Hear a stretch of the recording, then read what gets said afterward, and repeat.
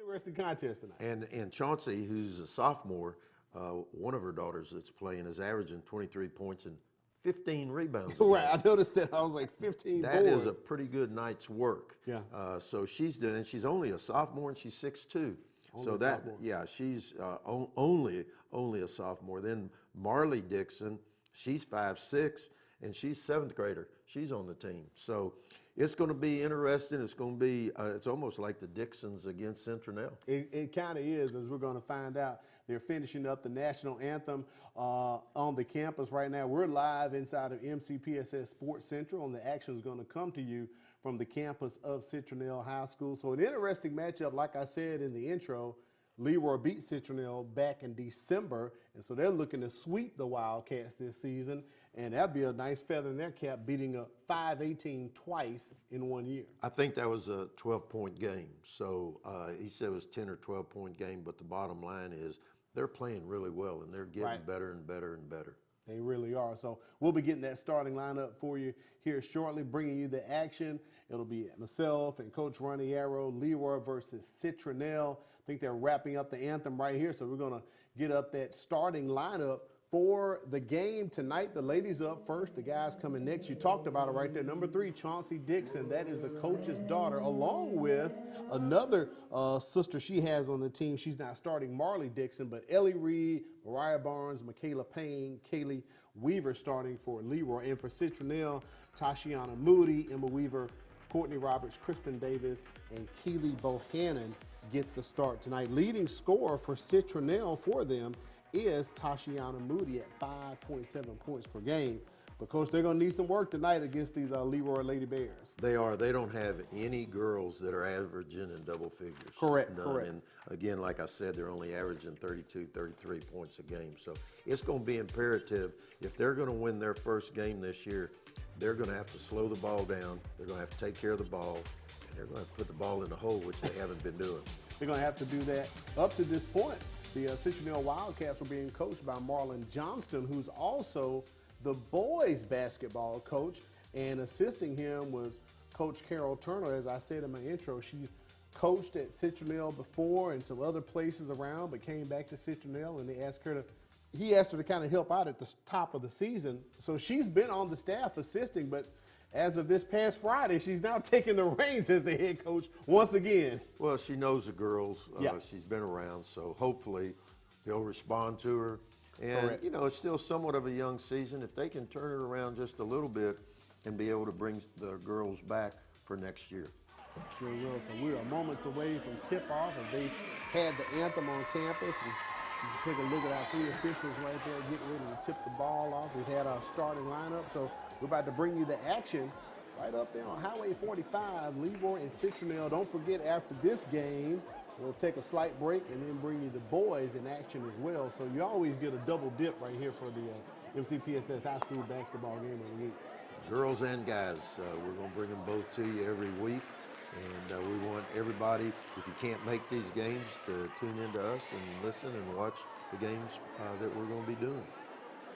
Looks like Chauncey Dixon is going to be tipping it off. And if you noticed in that starting lineup, all the Leroy players are listed as guards. And that's how Coach Barnes-Dixon gave it to us. She said, we pretty much play all guards. Some of the girls will play down low. Nice, quick interior pass right there to Michaela Payne.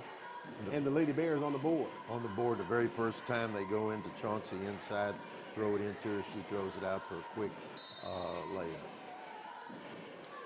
And it looks like Chauncey Dixon with another steal and a bucket for her. She had an assist on the previous play, and you're right, Coach. Once they get in the bucket, they're going right back at it. And they're going to do it 94 feet. They're not going to fall back. Now, if it gets out of hand, they'll probably fall back, but their basic game plan is to pressure, pressure, pressure. Long shot right there by Kaylee Weaver. Rims out. Dixon with the rebound, throws it back up, and I think we have traveling on the play, a turnover to the Lady Wildcats. And Chauncey Dixon, just about every time down the court, she's got her hands on the ball. If they're not throwing it into her, then she's going to get it off the boards. Moody is another stripped, turnover. The ball is stolen, turnover, and back to Citronelle. So back-to-back turnovers right quick. And Coach, I'm sorry, that could be a trifecta. It's back to Leroy. Yeah. You may need some extra lead in your pencil now. Yeah, these turnovers are going to start adding up real quick. That was 3 back-to-back-to-back in a row right there in that last sequence. Michaela Payne running point, and she moves the ball across the court. No motion in the offense right here from Leroy. Citronelle falling back into a 1-2-2 zone, which is primarily what they've been running all year long. Coach likes to fall back into that and get back in it, rebound out of it, and hopefully the other team's not hitting from outside. Weaver tried to go up the lane. I believe she is fouled on the play. Well, the ball's been down on Leroy's side just about the whole game. I think they've only got the ball down to Citronelle's side only 2 times. That foul's going to be called, I believe it's Courtney Roberts, her first foul. No correction on Ellie Reed. That was an offensive foul. Chris Lynn Davis was bringing the ball down the court, and they're still fast breaking, trying to score as quickly as they can. And tie up on the floor, it's going to be Citronelle's basketball. You know, as many times as the ball has touched Leroy's hands, you would think that they've scored more, and it's only 4-0. The score is only 4-0. You're right about that, Coach Arrow. And a Another steal turnover. right there, almost stolen. I spoke too soon. Pushed out of bounds. So it's going to remain Citronelle's basketball. Turnovers 6-2 right now. Citronelle being able to, they're just having a hard time getting the ball down the court. Moody trying to inbound it. It was knocked out by Mariah Barnes, 5'6" sophomore. They're going to switch up the inbounds person, bring in Kristen Davis to do it. And now Leroy kind of backs off. Let's see if Citronelle can actually set the offense up, Coach. Yeah, now they're in a half-court trap. A nice break. Ball blocked right there by Chauncey. In the breakaway rebound, Kaylee Weaver. And she scores a quick bucket. 6-0 is our score. Citronelle looking for their first points of the contest. Now they're back into a 1-2-2 trap. That was a travel right there in front of our cameraman by Tashiana Moody. Another turnover. Coach L is going to get his pencil there. You did a good job. I hate those things, I know, I do. When I coached, I hated them. I still hate them. Whoa, surprise right there. Payne was not ready for the inbound pass. As Leroy was working it over, ball knocked out of bounds by Davis. It'll remain with the Lady Bears. Number 15, Michaela Payne, she's bringing the ball down the court at the point guard spot. She's 6'1". Wow. Junior, so that, you know, for the future to be able to be running the team outside, handling the ball, right? College coaches are going to like it. Only one senior on this Leroy Lady Bears roster, and that is Kaylee Weaver. Very good ball movement. Inside, throw out, another rebound. And right there down low, Chauncey Dixon scores it. She has her hands on the ball every time, whether it's on offense or defense. Scores 8-0. Chloe Lynn, she checked in on that last play for Citronelle, and she gets an assist, and she gets it out to Tashiana Moody, and Moody drains the jumper for the Lady Wildcats on the board, Coach Al. 8-2. If they just hold on to the ball and get a couple stops, but Leroy, they're doing a really good job of ball movement. They need to flash somebody up to that high post. Drive baseline. On the move. Oh, and she gets the roll. The only senior on the squad at 5'3", as she scores. That's Chloe Lynn. You can't pick that ball up against the press. The cross-court pass gets intercepted. Nice break. Oh. Layup no good. They're going to call a foul right there on Emma Weaver. She went to block the shot. I started to say, if they didn't call that foul, that one might have a bone showing. Yeah, they got a lot of skin on that one. Man. That's going to send Michaela Payne to the line, shooting 2 shots. Averaging She's averaging 11, almost 12 points a game with 6 rebounds. This is the first. Young lady is a 5'9" junior. I'm impressed with the size I am too. And the quickness that the big girls have for Leroy. That's a lane violation called against Leroy. She made the shot, will not count. We're going to go the other way. Here's that half-court 1-2-2 trap again. They went from a full-court 1-2-2 to a half-court 1-2-2. And the second traveling call against Citronelle, so the trap and the pressure is working as they're causing turnover after turnover. They've already got 9 turnovers Yep. with half of the first quarter gone.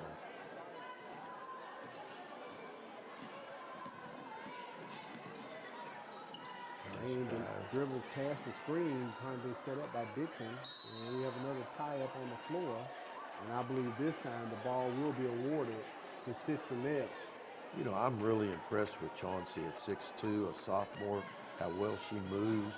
She's good size, and she's got good speed for that. She's really going to be a heck of a player. Ball just stolen out of the hands of Moody. And the official saying Michaela Payne steps out of the other way.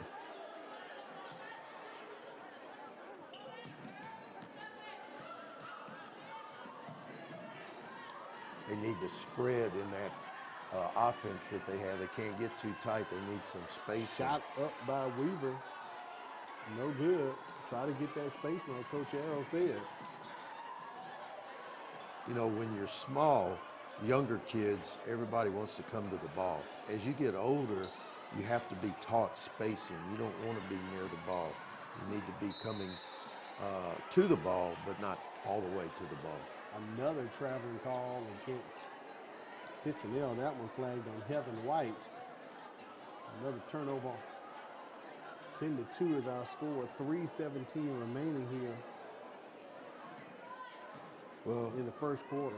Coach Turner coming back. She's definitely going to have her work cut out for her, but she knew what she was getting into. She did. She said that the girls are working hard. Their attitude is good. They've got a young bunch. If this bunch will just stay together, have a good summer, go to skill work, play AAU ball, all of these young ladies, all these young men, somewhere or another, has got to be doing skill work. They've got to be playing AAU ball. Ball inbounded from Ellie Reed to Chauncey Dixon, and you know the result, another score. 12-2 is our score. So you can't go all the way up and pick the ball up into a trap. They've got to have... And right at the timeline there too, Coach, just kind of turning your back.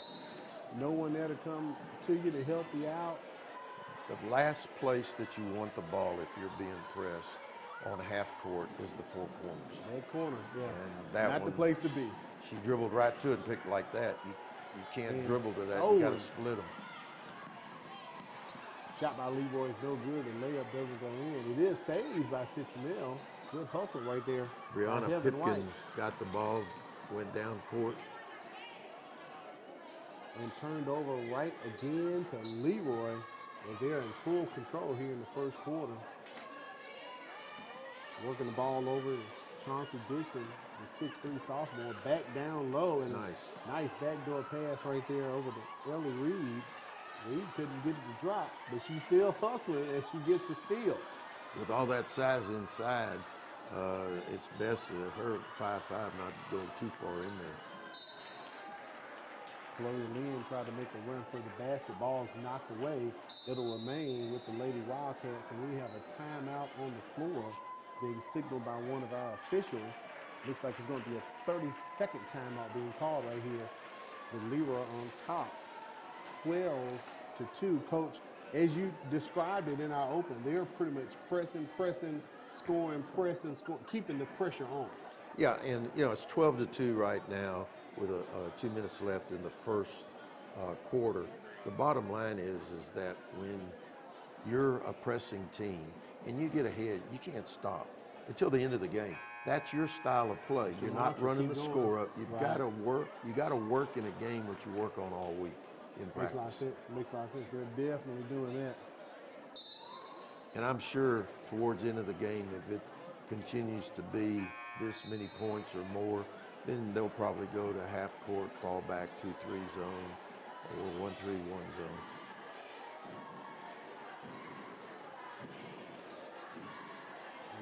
Zoom play here.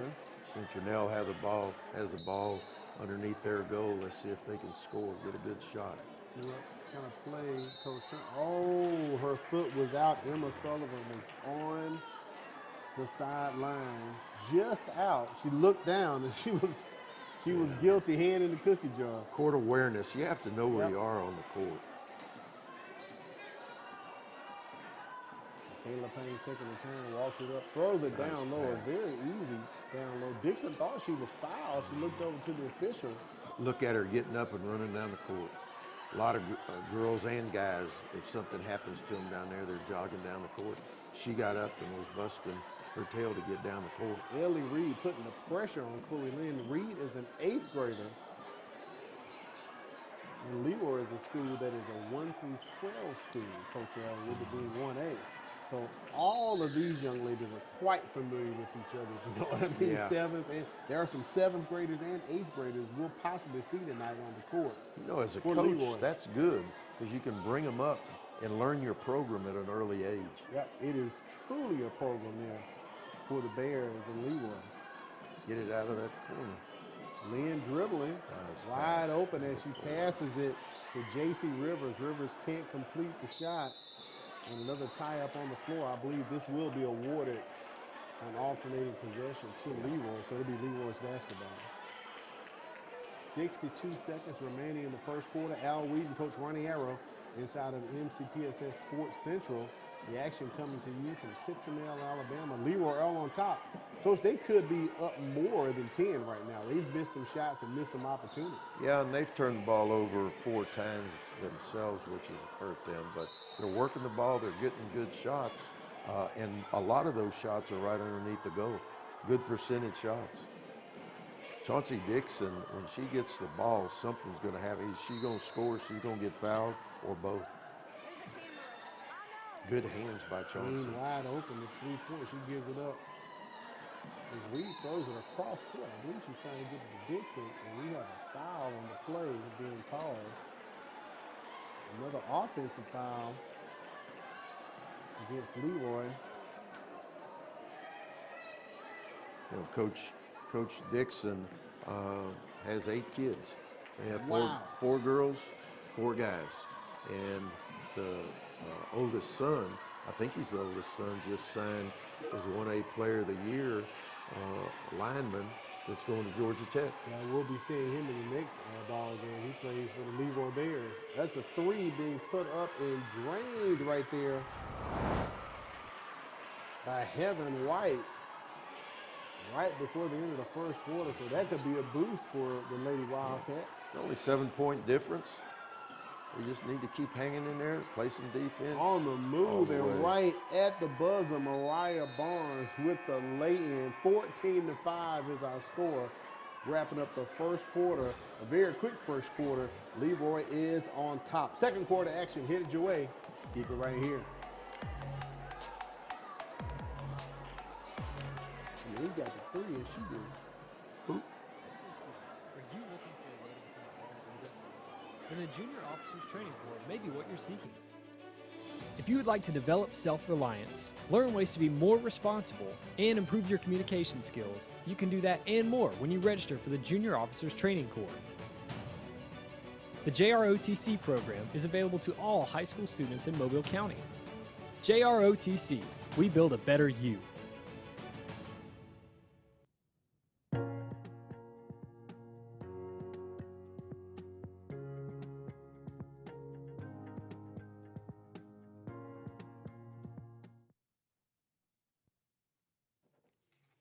We welcome you back to the MCPSS High School Basketball Game of the Week. Al Wheaton, Coach Ronnie Arrow. The action is coming to you from Citronelle High School, and right now Citronelle down 14-5 to Leroy in the girls' game. You know, we were talking about how a family situation the Dixon team is with Coach Dixon being the head coach, but her husband, Willie, is the assistant coach. Yeah, sure is. So it is truly a family affair. A family affair, and the Dixon family. He was a heck of a quarterback there at Leroy. Both of them played at Leroy. So it is definitely a family affair. They keep it. I mean, it makes total sense. The community and the area right there in Leroy, right up on Highway 43. Ball stolen. Speaking of the Dixons, Chauncey Dixon drops it in. As we said, she averages 23.4 points per game. I'm really impressed with the way she moves without the ball and with the ball. Ball stolen again by Leroy. That's going to be a 3. No good, but Michaela Payne with the rebound. They're very disciplined. If they don't get what they want, to bring the ball out. Nice drive and bucket. Weaver stops, pops, and drops. The senior makes the bucket for Leroy. You can definitely see a clear height advantage on the screen, Coach, looking at this ball game. Another turnover, easy steal and score right there. Laid in by Leroy. Mariah Barnes. That's going to lead to a quick timeout being called by Coach Carol Turner of Citronelle. She wants a 30-second timeout right here.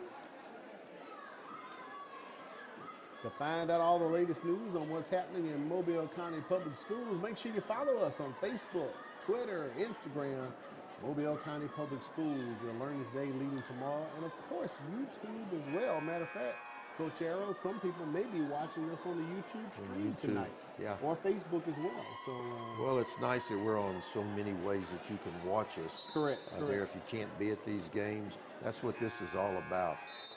Being able to show the good players, the teams in this area.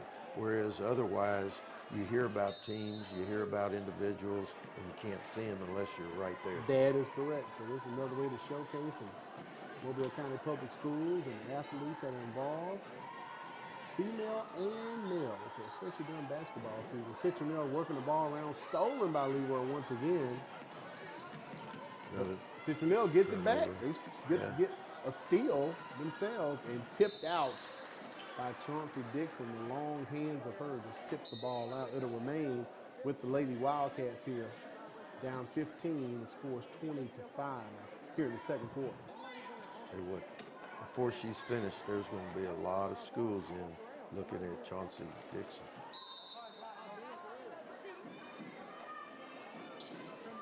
I agree with you on that, Coach Aaron.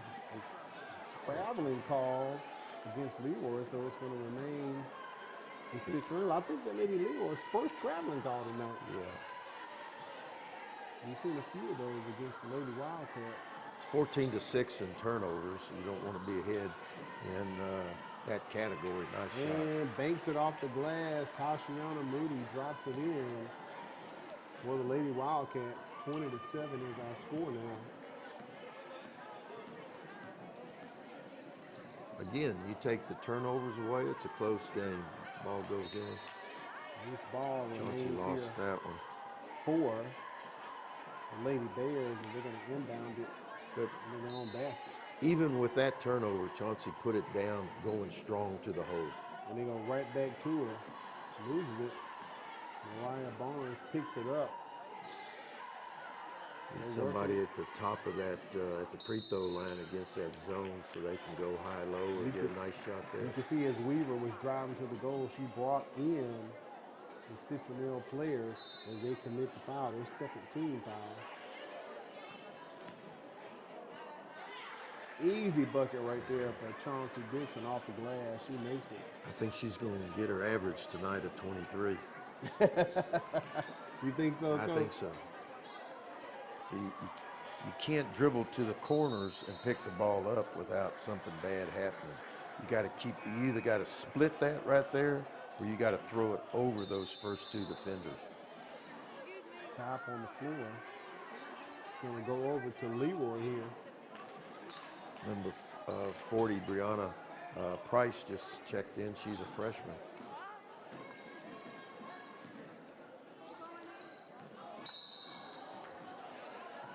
And turned over to Citronelle.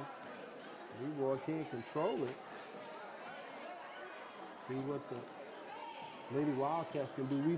We haven't really had a chance to see them actually kind of really sit up and run one good play. And as I say that, they get and roll swiped away by Chauncey Dixon. I may want to be quiet, Coach Arrow. Yeah. Keely Bohannon broke Man. to the top of the free throw line, got the ball, reversed the ball. That caused to be able to get the shot that they got.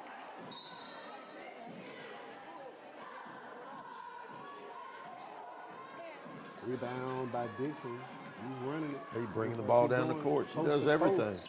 Oh, at Magic that. Johnson style. Coast to coast and scores an easy bucket for the 6'3" sophomore.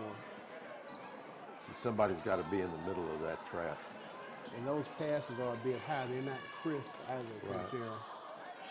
When you throw them high like that, it's up for grabs for anyone, especially with the long arms, the length that Leroy had. They can go up and just get the moon pie. It's no problem for them. It's one thing to press, but it's another. The real good presses are the ones that are active with the hands on the ball, and that's exactly what Leroy is doing. They're not just going and trapping.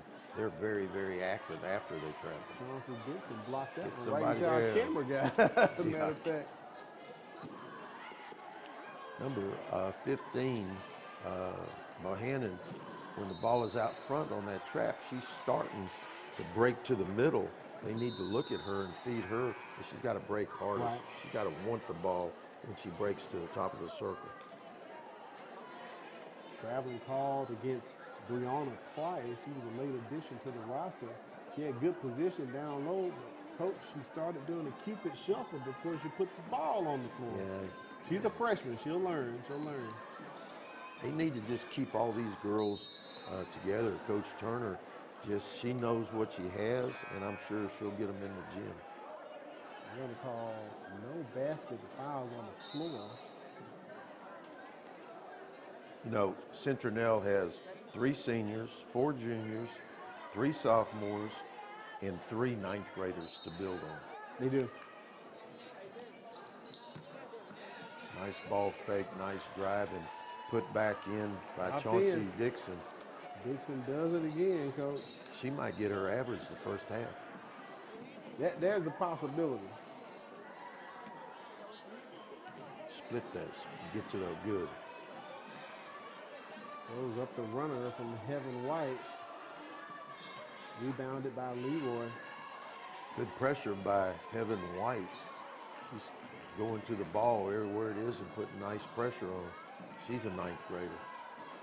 Quick, very quick. There's a 3. Nice. Haley Weaver almost tripped her own self up, but she drains the 3. Wow. She got every ounce did. pounds that she has on her, and a steal. And a steal. And look at Weaver with the quick feet. Shot no good from the elbow, but she's fouled on the play by a Citronelle player. Yeah, I think they're going to get her for going over the back. She followed her shot and went over the back. So this will be an offensive foul against Weaver. You're right. Citronelle's going to get the ball. Hustle play, though. You know, you're going to get fouls. That's a good foul. It was all hustle play.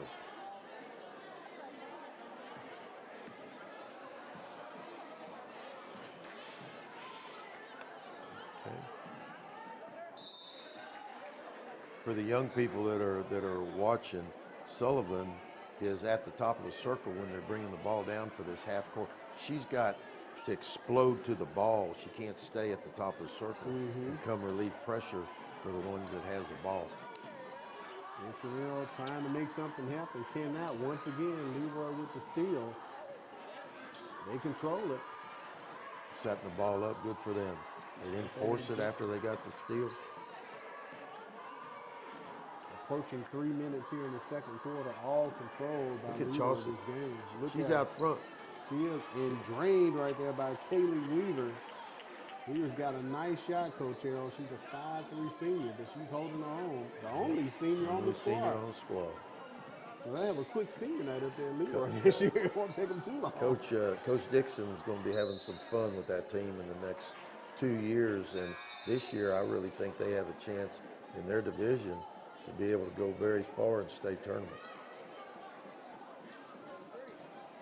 You just don't have that kind of size and that kind of quickness on a lot of teams. Yeah, I don't care if you're 7A or 1A. and they play in a 3-team area. actually in 1A region, one Bayside Academy is a part of it, but they don't field a basketball team, so it's Leroy, Fruitdale, and McIntosh are the 3 1A teams. Oh. High off the top of the backboard, but it goes to Leroy as Weaver's trying to work it inside. Mariah Barnes shot that one from the wing and hit the uprights. So I don't think that was quite the shot that she thought it was. I don't believe that was supposed to happen that way, Coach. Yeah, I'm with you. If they lose the ball on the loose ball, it'll be Citronelle taking over right here.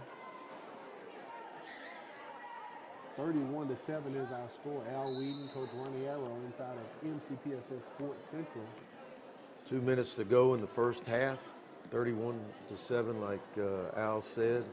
They're getting better at their spacing on that half-court trap.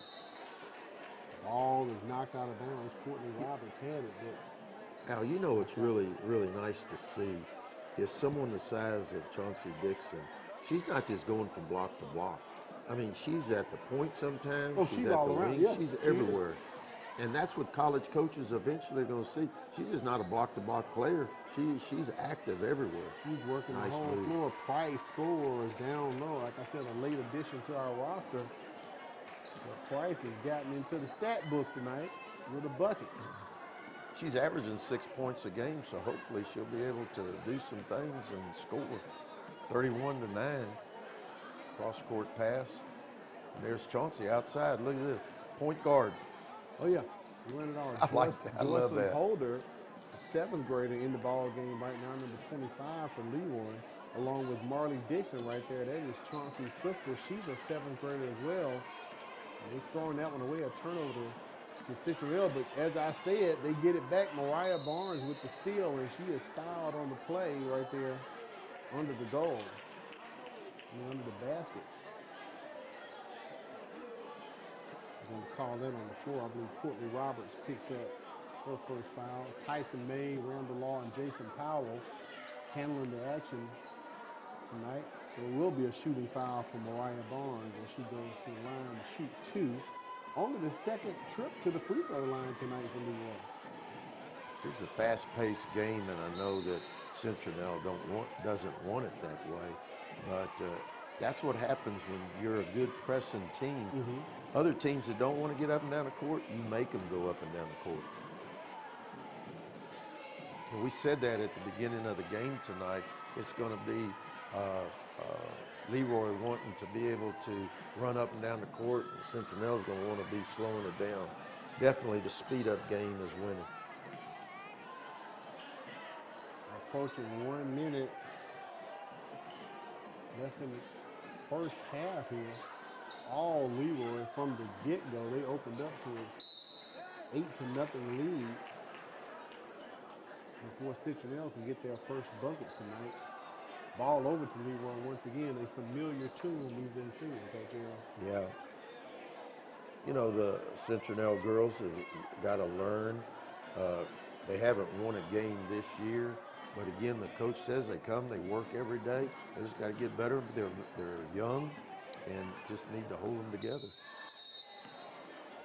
Traveling call against Barnes, and right now on the floor for Leroy, you're looking at a sophomore, 2 sophomores, a 7th grader, an 8th grader, and I believe another junior on the floor. It is all future for Leroy. 32-9, it's a great time to get your young kids in and give them experience. They're not going to get any better sitting on the bench. You're right about that. Almost stolen by Ellie Reed. 30 seconds to go here in the second quarter. And Emma Sullivan just waving right there at the free throw line. I'm open, get it to me. She puts the shot up, not enough leg on it. Good hustle. Good hustle by Rivers. 13 seconds from Citronelle. Make it double digits, and Nice they score. do. Getting it down to Price. The freshman gets it in, so Citronelle at 11. Our score is going to be 32-11. 2 quarters of dominating action shown by Leroy. And just as you said, as we talked about it, Coach Aaron, they're going to shoot it, they're going to score it, come back, press, they're going to steal it, score it, press, and get press it and back. score and get it back in. Yeah, they're relentless. you know, and when you have size and quickness to cover, it makes for a whole lot of turnovers for the other team. It really does. So, and we'll try to get the stats up right quick. Let's see if we'll have those if they're composed. But before they come up, just a total domination by Leroy. Something we kind of expected, but, you know, we're going to see what Citronelle is going to do. And there are the stats right there, Coach. It tells it 15-32 from the field for Leroy tonight. Yeah, the big stat that's not up there, it's 19-8 in turnovers. 8 rebounds by Citronelle. Did not fall for rebounds, but no free throws. Did not go to the line one time. Only 3 fouls, team fouls committed by Leroy. So Leroy on top, 32-11. Well, I want to let you know the MCPSS Signature Academies are preparing students to be both college and career ready. This program allows students the opportunity to participate in real-world hands-on assignments connected to a specific career theme. To find out more about Signature Academies, visit academiesofmobile.com. And right now you can learn more about the Mobile County Public School System's Signature Academies.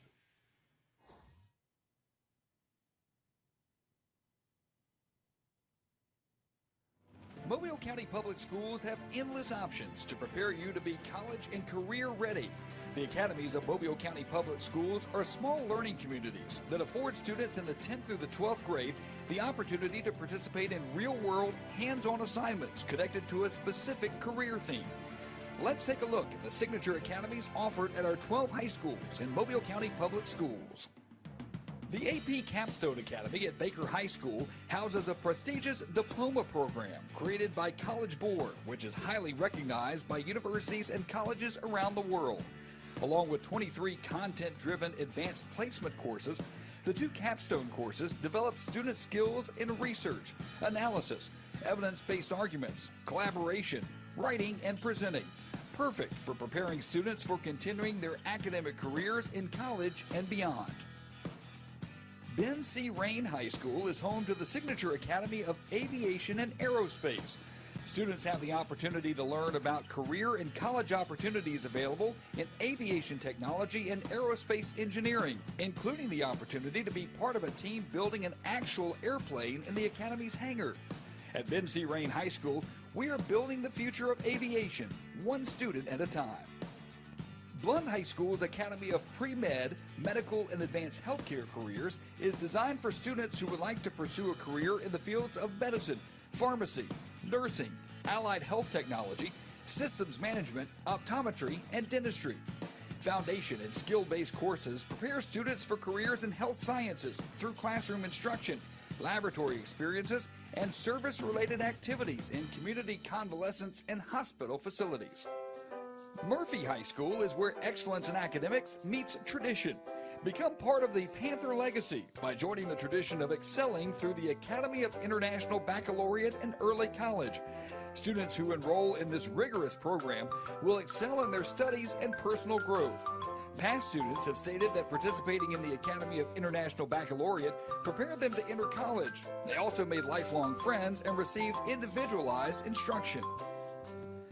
The Biomedical Academy at Mary G. Montgomery High School is a comprehensive overview of the biomedical industry.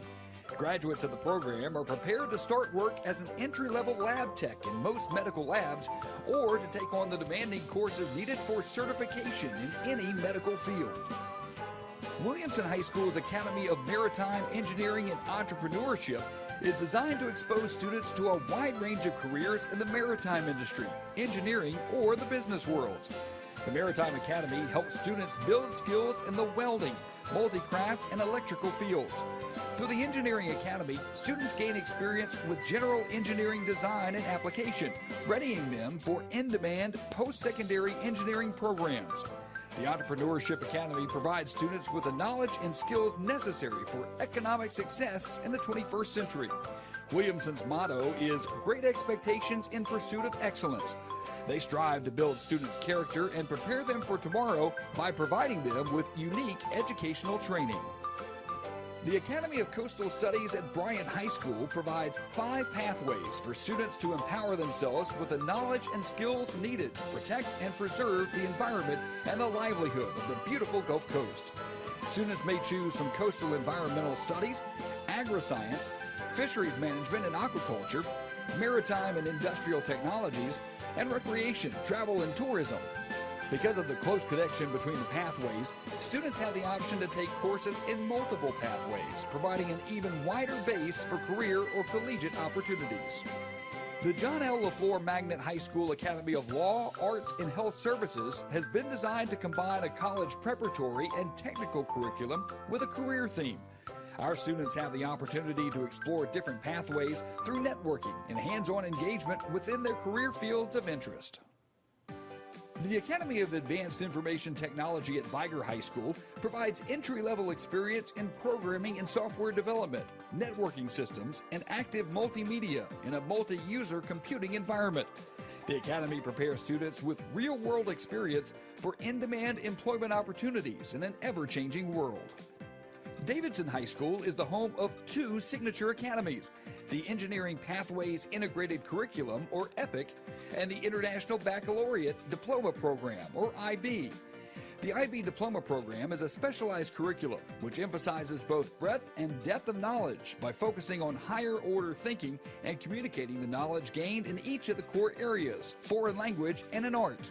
EPIC is a specialized math and science curriculum that prepares students for post-secondary college and careers in one of its three pathways, engineering, biomedical, or computer science.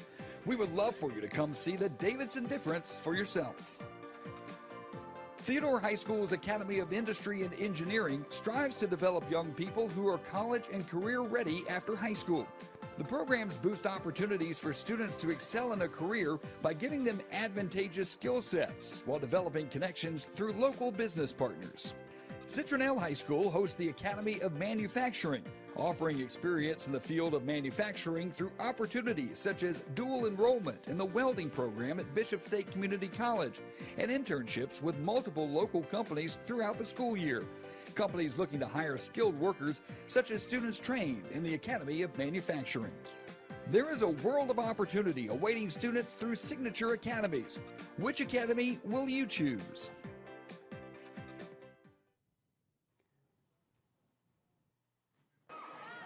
To find out more about those academies, visit academiesofmobile.com. We're going to take a quick break and come back and bring you the second half of Leroy and Citronelle. You're watching the MCPSS High School Basketball Game of the Week.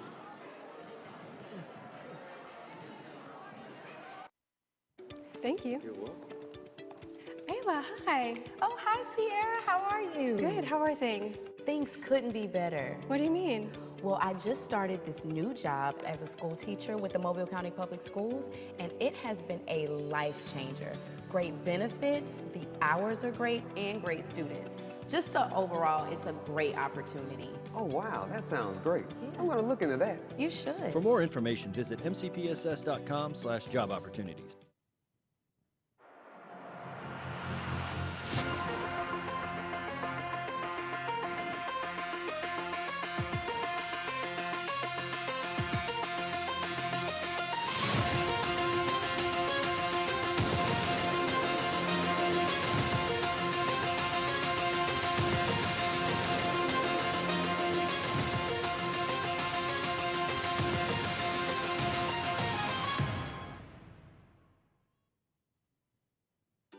There's a lot to like about Mobile County Public Schools. What I enjoy about Mobile County School is the extra attention my teachers give us to help us learn. Teachers are liking their access to technology, and students are liking the quality of their education. I like the technology that's been incorporated into my education. And since 1826, you have trusted us to prepare your child for their future, and we like that. Mobile County Public Schools. We are learning today, leading tomorrow. This is a program for any middle school student who's actually behind. This opportunity offers kids a chance to do 2 grades in 1 year. If it wasn't for Star Academy, I would still be in 8th grade and probably still struggling. We are one-on-one. We have small classrooms, and we're able to give students that personal touch, that personal attention. I know I'm coming to see good teachers, good attitude, and also they're here to teach us what we need to learn.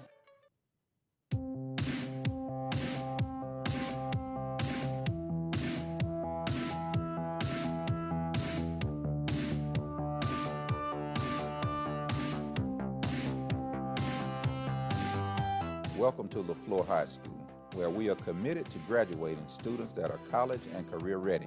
We look forward to seeing you for a campus visit soon.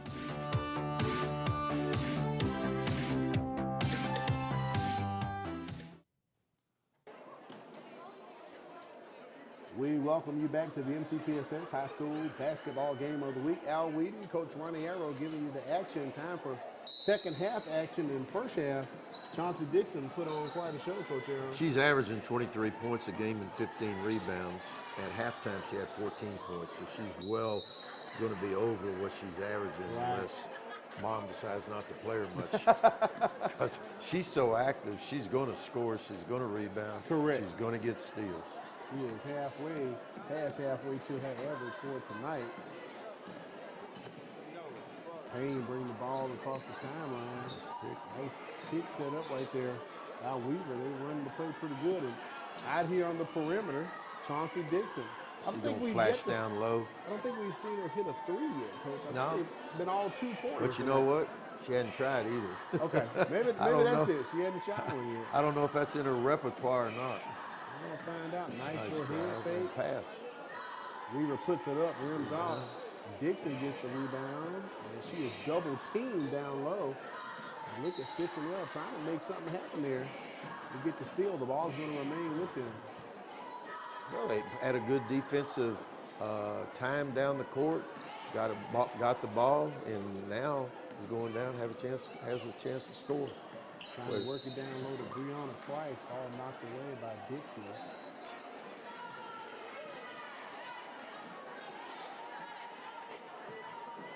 (32-11), just starting the third quarter between Citronelle and Leroy. Ball almost stolen by Leroy right there. They're still putting the pressure in. We're going to have a foul committed. We'll call that on Mariah Barnes. First team foul. Leroy's real active in that 1-2-2. See if they trap out of it. Nice pass down low. Price tries to kick it back up top. I think Leroy's energy is perked up. Another quick foul on the side over here. I think that's going to be on Ellie Reed. That's her second. And 2 quick fouls picked up by the Lady Bears. I'm impressed with Heaven White for Citronelle. She's quick, and she's only in 9th grade.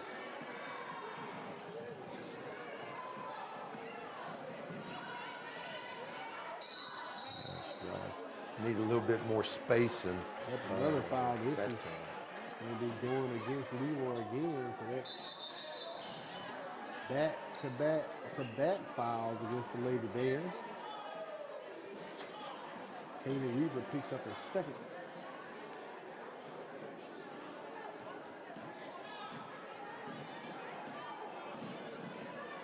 Evan White bringing the ball down the court. Leroy still in that hat. They're not trapping quite as much pressure, bringing as much pressure as they did the first half. They're sort of hesitant. Right. Kind of surprised here. As I just said, back-to-back fouls called against the Lady Bears. We're still at 32-11 here, approaching 6 minutes. Kyla. Another foul. Ooh, that's going to be a screen set up as Mikala Payne is going to get her with the hand. She's the second leading scorer at 11 points. She needs to get a little bit more active out there. They call that one on Chauncey Dixon. That's Dixon's second foul. Look at the steal by Weaver, but she is ripped. And the steal and score by Kristen Davis of Citronelle. Look, they're starting to put a little bit more pressure. They get a few more of those kind of steals, and they get back into this thing. They got to get some stops. 32 points. They can't let them get some quick buckets. There's a three right there put up by Leroy, no good. Breonna Price with the rebound. He's got to get rid of that, Coach. You just can't stand there in the paint. It was stolen, but Citronelle does get it back. Davis Looks like she's gonna probably take it to the hole, pulls it back out.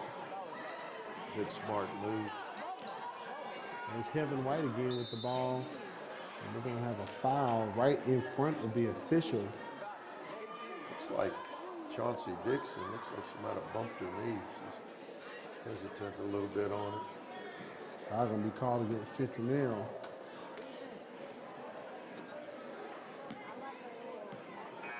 May have been Courtney Roberts. We're waiting to get the official word from a statistician at the game, Matt Moore.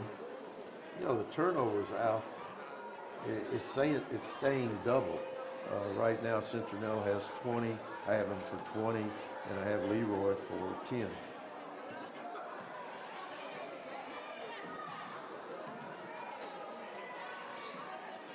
Working on Dixon. He puts it up off the glass, no good. Good rebound right there by Emma Sullivan. They immediately collapse on her, force the pressure, and coming out, Chauncey Dixon. Coach, you're right. If you get it, they put the heat on you quick.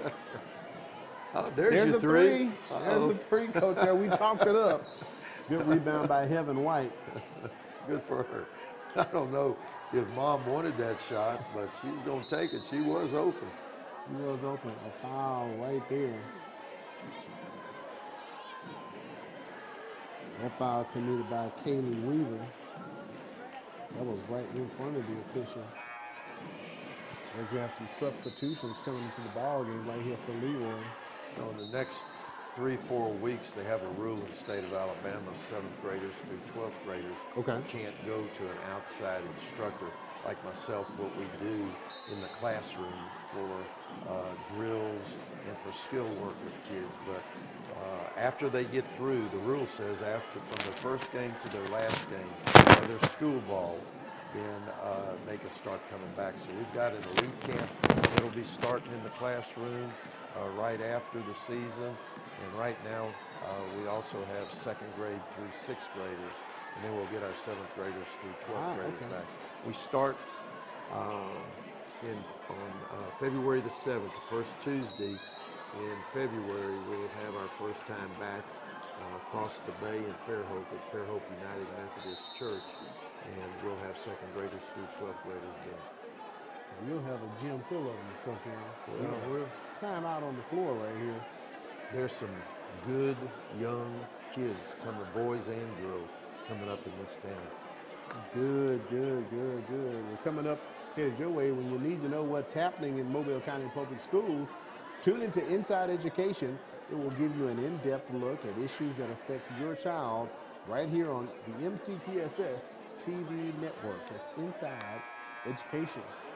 Right now, you're inside of the MCPSS High School basketball game of the week. Leroy in control, 34-13. But Coach, quite significant. Only 2 buckets scored by each team so far here in the 3rd quarter. Yeah, I think both bunches are bringing more effort right now. So with Citadel bringing the effort, it's putting a little bit more pressure on Leroy. I also might say it's fun to do the games here in the studio. But I'm looking at that young lady on the monitor eating those nachos. Those things look good. Those things look good.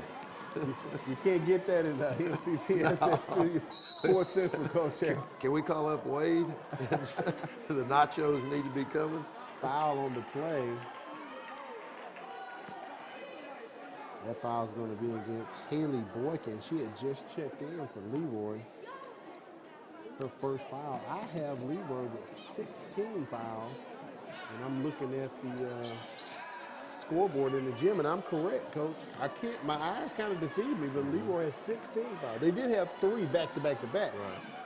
But on the next one, we'll put Citronelle in the bonus, and they may get an opportunity. Nice offensive. Haley Boykin, rebound. nice little put in right there. Tell you what, I keep saying Heaven White, 9th grader, she's bringing the ball up and she's playing like she's a senior. She is. She took a 3. She was open. She's got a chance to be really good. Some substitutions checking in.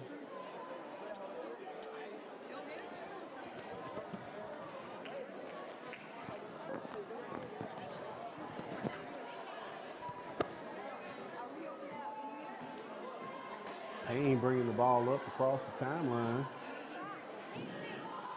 Throw it down. Right there from the elbow goes Dixon. Nice Couple of dribbles and wrap it on up. Did a power move to the hole and laid it up. Very nice. And there's that pressure, but a foul's going to be committed, I believe, by Leroy right there. That foul on Ellie Reed, that's going to be her third 17 foul against Leroy. As White gets older, she's going to try not to be able to try and go through two defenders, or she'll start looking up the court to throw over the trap. But right now, she's trying to break two people down every time, and she needs to look up court. And she's young, a ninth grader, but she's getting experience. She's at the line shooting 1-and-1, makes the first one with confidence there. Evan White shoots 66% from the free throw line. Weaver is a sophomore. She's gotten in, gotten some key rebounds. Drains both of them. I like her. I like White. She's going to be a good player, only in the ninth grade. 3 minutes remaining here in the third quarter. Go back to that same play where Dixon just scored. They're working it across the perimeter. Nice ball movement. Barnes kind of pulled that one off of her hip. Citronelle's got to come up with those loose balls like that. 15 to 38 with 2.5 minutes to go in the third quarter. Emma Sullivan finds pass. Price down low. Price trying to use the glass, can't work. That shot blocked by Leroy. And look at Mariah Barnes just take it away. But it's going to be Citronelle's basketball on the jump ball there. Well, at this point, Leroy is 8-6. It looks like, something that's still early, but looks like they might be coming up with their 9th win of the year. And the biggest thing for Citronelle is to be able to just keep showing improvement, keep hustling. Correct. Not standing around. And I think Coach Turner, she knows what she in store for her. She'll get them to work. Genovia Ezel about the inbounds for Citronelle. Correction, that was Kristen Davis. There's Heaven White, Coach, you talking about her earlier. That was a travel. We could see that from here. J.C. Rivers forgot to pass it before she walked. She walked before she passed it. Their spacing out in front has got to be more than what they're too close together trying to make passes. That's what caused that turnover. Mm-hmm. Nice pressure being put on Nice right there by Davis. Back down low to Dixon. She escapes it. So they're going to call 3 seconds. She took a nap in the lane, Coach Arrow. You cannot do that. You see 3 seconds called about once a year now. Yeah. That's their one time for the year.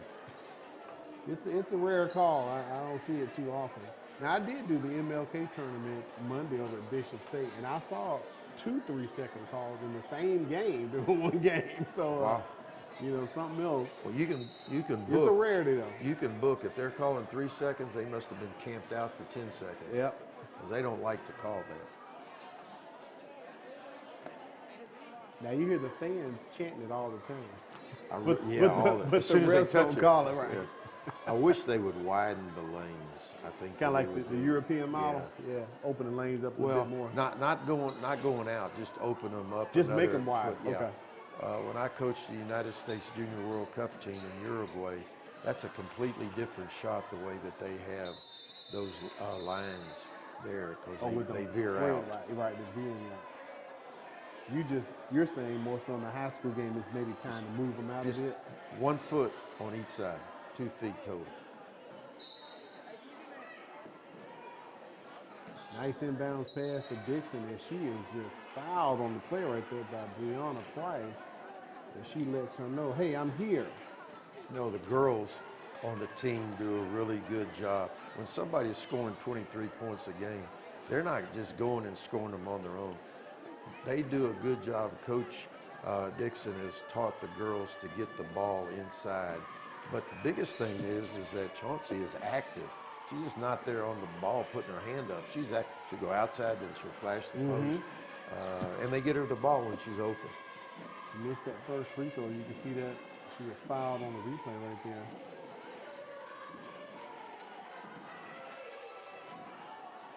Quick release, missed both of them. She needs to take a little bit more time on her free throws and look up at that rim for 1 or 2 seconds to where she's shooting the ball. She's just coming up firing. Leroy fortunate they get the turnover from Citronelle right there. 1:23 remaining in the third quarter.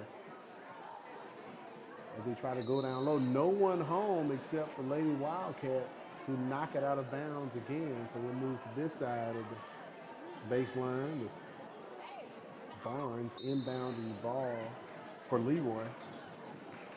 Trying to get it back down to Dixon, thrown away, but cannot be controlled by Citronelle's. Leroy gets a shot up. Dixon with the rebound. To the hole and a foul. And she's fouled as she goes to the hole. I believe they're going to get Heaven White on that one, Coach. Third team foul against Citronelle. This will be another shooting foul for the 6'3" sophomore, leading scorer on the team for the Lady Bears. Let's see if she looks at the rim before she shoots. Still real quick. Take your time, young lady. You have 10 seconds. 10 seconds. Take 2 of them to look at that rim right in the eye and put it right over that cup. Coach, you're giving out some free classroom advice. Free classroom. She can come. I'd like to have her and our elite group come on Monday nights after the season. We've got some good girls that'll be there. And in the classroom, the guys go against the girls. There you go. That makes for competitive action. Loose ball there. I was about to say 4 straight misses from the charity stripe from Leroy. But they get the ball back here after that loose ball by Citronelle. You know, there hadn't been a whole lot of scoring going on this second half. It has not. That tells me that the energy level for both bunches might have gone down. Tired a little bit, not quite as active. Oh, Weaver's not Nice tired. drive. Look at her going to the hole, Coach. Her and her 3 fouls. She said, I'm going to keep my points tonight. And did you see how she went? Yeah. Left-handed. Sure did. Sure did. Left-handed. All you young ladies out there, use that left now so when you get on the varsity in high school, they won't make you go left because they'll take your right away. You're already used to it, yep. She took it to the hole left-handed, Coach. Citronelle inbounding. Chloe Lynn passes it over. That's a long 3. It is not good by J.C. Rivers. Under 30 seconds here. On the move, Mariah Barnes. She was looking for the foul, did not get it, and they just thrown away. And who's on the spot? Haley Weaver. The pass over to Barnes. Barnes puts it up, no good. I'm sorry, that was Payne, Michaela Payne. We were still fighting for the shot, and we're going to have a foul on the floor here.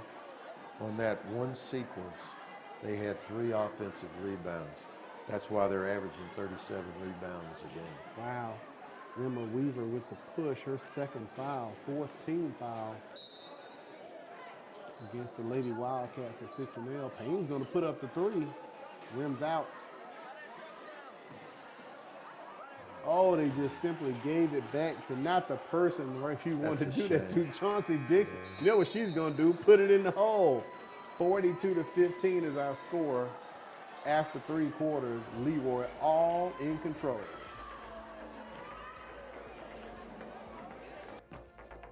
(24 to 11). Oh, that's 3. A teacher is one of the biggest investors in a community. They impact the lives of those we value the most. Teachers share knowledge which helps shape and mold our future leaders. Teachers show direction and help build a sense of purpose. Are you ready to make a change? For more information on teaching opportunities, teacher incentives, or to apply with the Mobile County Public Schools, log on to www.mcpss.com.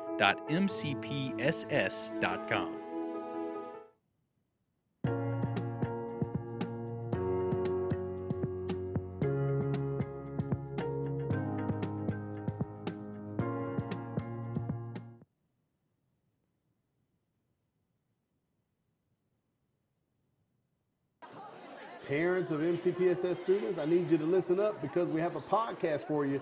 Join hosts Renee Phillips and Justin Tolbert as they talk about education and parenting on Learning Leading Now They interview special guests about issues that concern your child and educational issues. That's Learning Leading Now. Download and listen today on Spotify or your favorite podcast app. Leading now is Leroy, 42-15 on top of Citronelle as we go into the last quarter of action. So, Coach, as you go into this quarter, what do you think Coach Carol Turner's told the young ladies? Well, like, what's a number we want to get to, or what's a number we don't want to get them to get to? The biggest thing in a game like this, you want your girls to keep their composure, not just jog up and down the court, and not give up. They need to be able to keep running their plays, doing the things, but have effort, because nobody wants to see anybody just quit. Right. It'll bring the character out in them, and again, they're young, and for the future, they have to be playing for the future. Payne brings it up.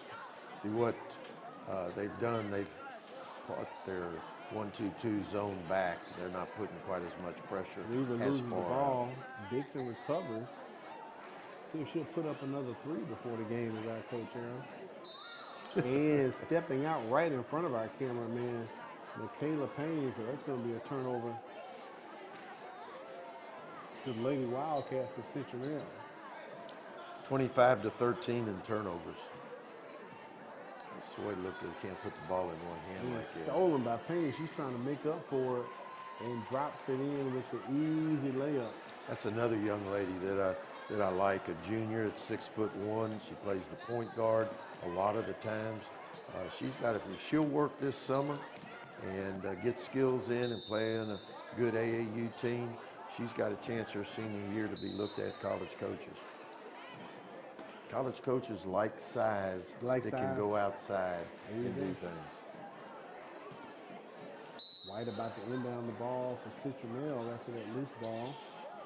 Throws it up high, cannot be brought in by Emma Weaver and stolen by Leroy, but Ellie Reed dribbles it out of bounds, so we'll go back the other way for the Lady Wildcats. 44-15, 6 minutes left to go.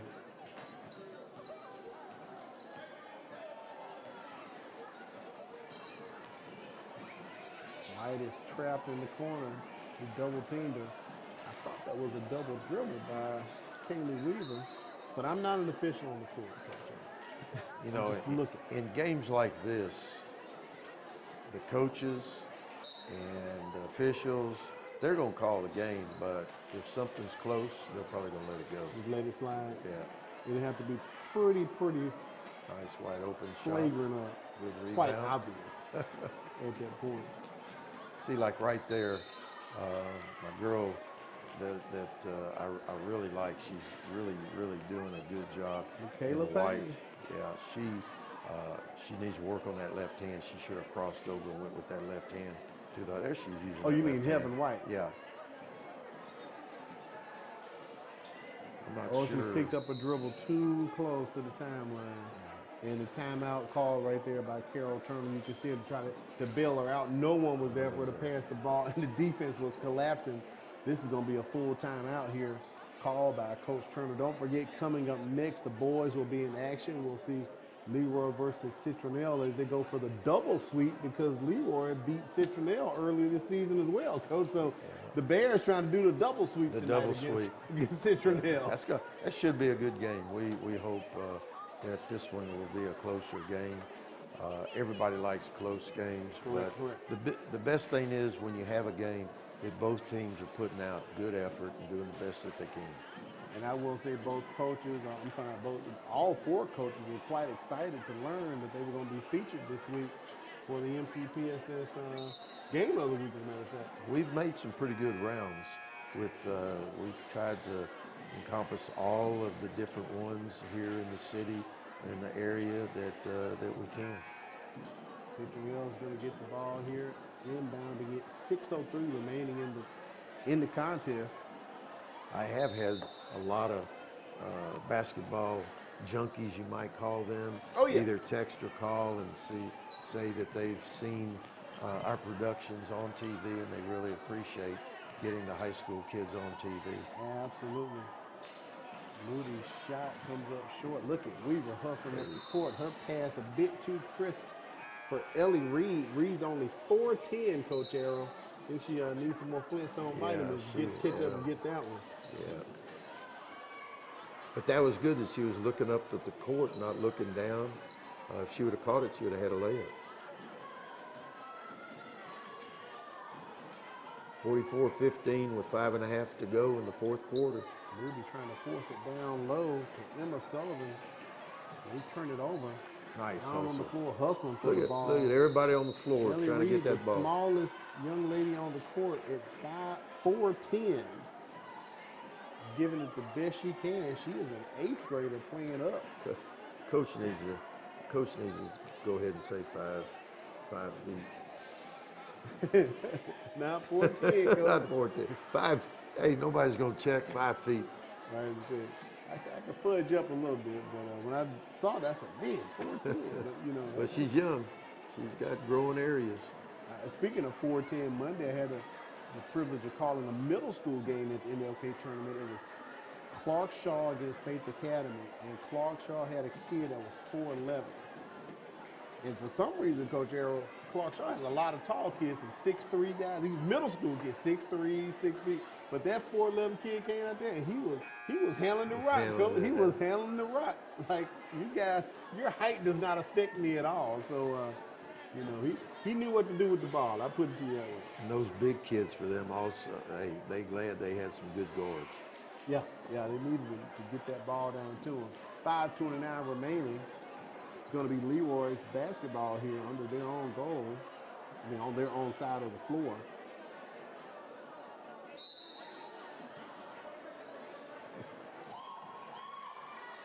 I don't think, has Chauncey come out of the game yet? I think she's been I don't believe she has, Coach. If she may have come out sometime in the second quarter. Weaver Nice drive. drops it in.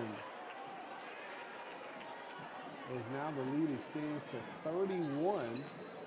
And we'll see if the officials will say this will impose a running clock from here out. We'll see if they say anything about that. The shot no good. Leroy basketball. Kaylee Weaver, number 30, senior. She's 5 foot out. She's put forth a lot of good effort. She got has. some good shots tonight. Good hustle. Weaver with the ball, a little give and go right there. And down low, wide open. Can't make the shot. Genovia Ezel. We have a foul on the play.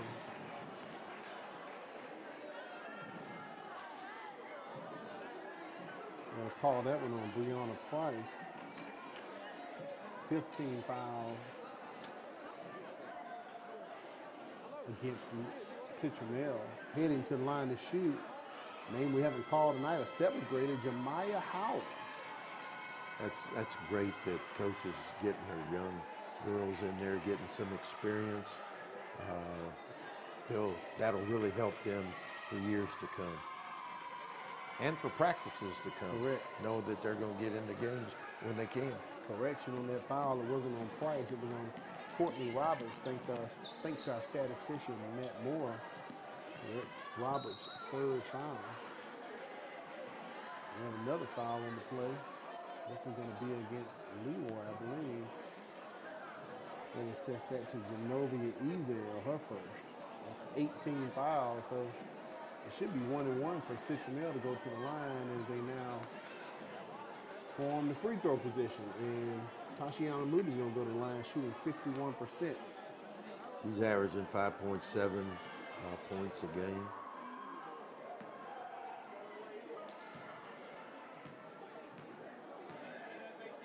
That's not good concentration. Misses the first. Oh. And Leroy gets the rebound. And a foul is going to be called against Citronelle. Yeah, that was on Reed. She did forearm shiver. she didn't have quite as much space as she wanted, so she just forearm shivered the girl in front of her.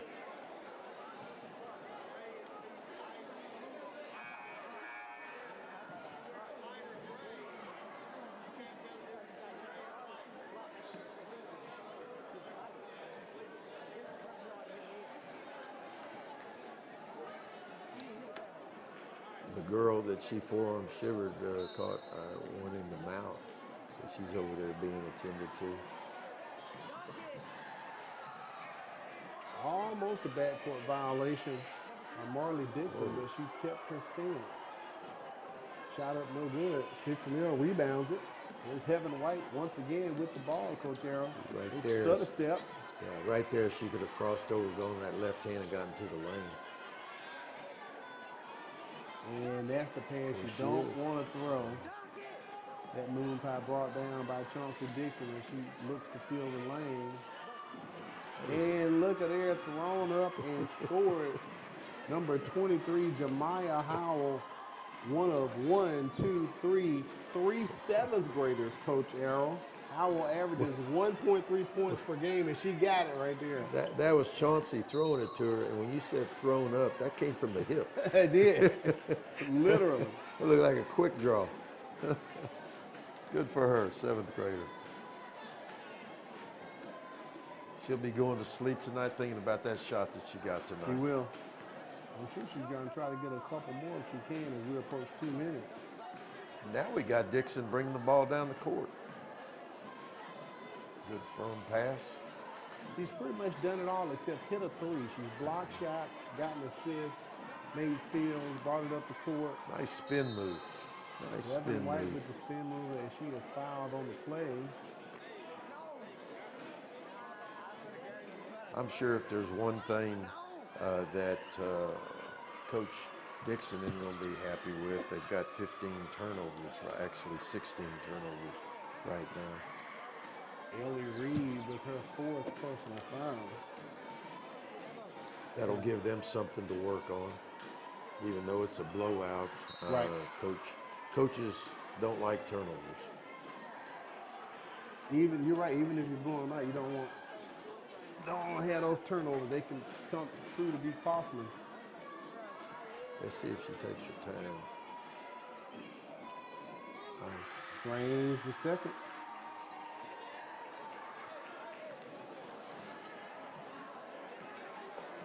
(48-16). Leroy didn't quite hit their team average. They had about, 32 at the half, Coach, but we thought they were going to kind of have that same offensive output in the second half, but it really slowed down for them. And I said at halftime that I thought Chauncey Dixon was going to get her average at 23.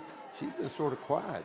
She had 14 at halftime. I'm not so sure that right. I think she will get 23, but I don't think much more than that. Reed puts up the free throw. That's the first made free throw this half for Leroy. They are 1 for 5. Courtney Roberts with that foul. That's her 4th foul. Checking in for Leroy, number 25, Joycelyn Holder, another 7th grader. Yeah, Ellie Reed, number 10, is an 8th grader. Steps up there. 4-10 and banks it in, Coach Arrow. You have to call backboard. Not on the free throw. Not on the free throw. You can see the square is waiting right there for She's you. all right. 50-16 is our score, approaching 1 minute, actually 63 seconds left in the contest. Don't forget the boys are going to be up next. We'll take a little small break. Use that left hand and get by her. See there, she just doesn't want to go left.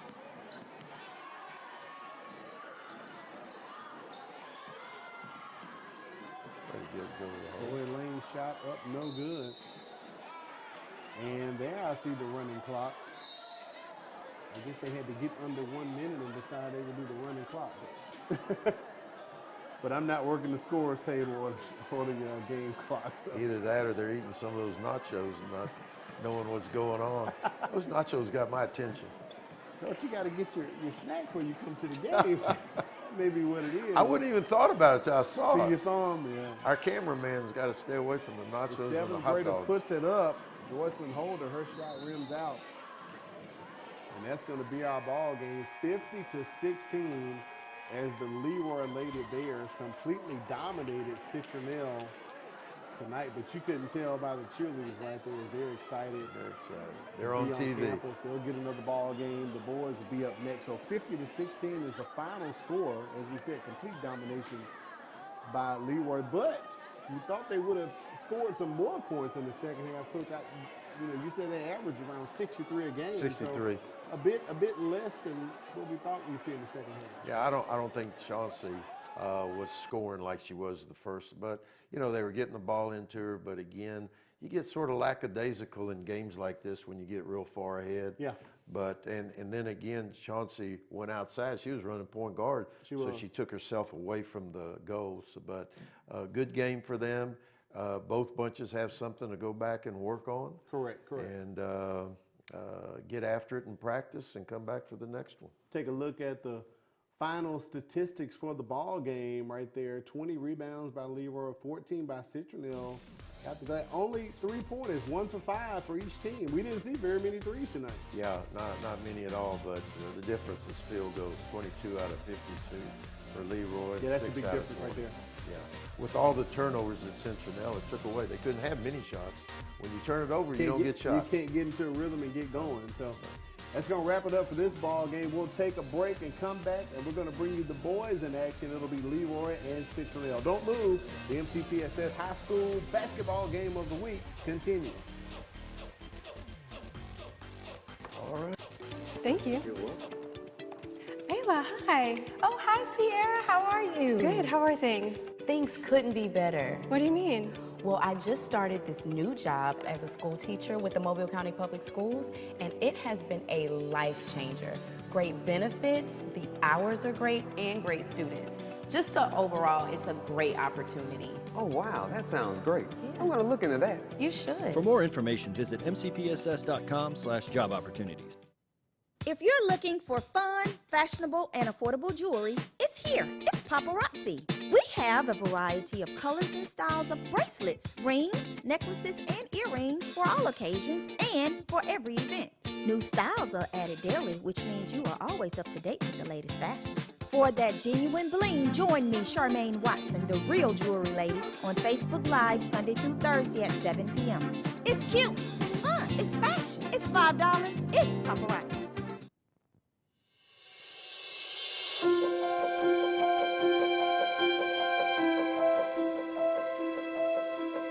Pre-K in the Mobile County Public School System started in 1988. So Just For started with maybe around 10 or 12 classrooms for 4-year-olds. But then we realized that there was a need throughout Mobile County. And not everyone had the ability to drive into Just For. But trust me, people were trying to get to pre-K. It was a great program. Just For is one of the only schools, I think there may be two other centers that service only 4-year-olds. And the uniqueness of that is that we have the opportunity to focus solely on the social, emotional, and educational development of 4-year-olds. These things are so critical so that we can have them prepared for when they leave here and go on to kindergarten at various schools. We service kids from all over Mobile County Public Schools districts, so we're not zoned for any particular area, so we have the opportunity to deal with children from multiple districts within the county. We actually have 16 regular education classrooms, as well as 2 special education blended classrooms. And those classrooms the blended classrooms work to support our special education students, as well as provide the opportunity for our peer mentors or peer models to come in and serve as role models. It's a crucial benefit for our kids. Most of our children have attended some type of daycare, but most of them have not attended a really structured type of setting, been in a classroom. So for our babies, it just gives them a leg up because they have a whole year of experiences in pre-K before they start kindergarten. You can tell the difference between our children who have had that year of experience in a pre-K program and those who have not. So you get to the kindergarten setting and you have typically either 3 different groups of children. You have children who've never been to school at all, not to daycare, not to school. Then you have the children who have been to daycare and then to pre-K, and then you have our babies who've been to pre-K and then entering kindergarten. And there's a huge difference in those children. Those babies who have that pre-K experience, again, it's such a structured play is what it is. You know, they think that everything they do in that classroom is fun and is play, but it's very thought out, very well planned. And those kids with that experience, you know, they've had time with computers, they've had time learning how to line up. They're just a whole year ahead of their peers who don't have that experience. So huge benefits for our children. Having a free program of this caliber for your child to attend, I mean, why wouldn't you want to be a part of it? It's outstanding. All of the educators have early childhood teaching certificates. All of the auxiliary teachers in the classroom have early childhood background. Everybody attends professional development. We have 2 adults to 18 children. It's a phenomenal program. The partnership is necessary because we've got to all work together. Whether you are a standalone facility, whether you are Head Start, Mobile County Public School System, that partnership is essential to our children, and that's what this is all about. It's about our children. It's about them having quality programs, because when they do well in pre-K, we know the data, we know what the studies show, that those students are more likely to graduate and graduate on time.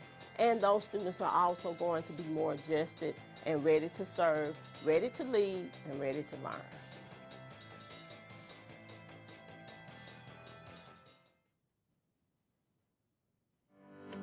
If you look at the numbers, Mobile County Public Schools is making great strides.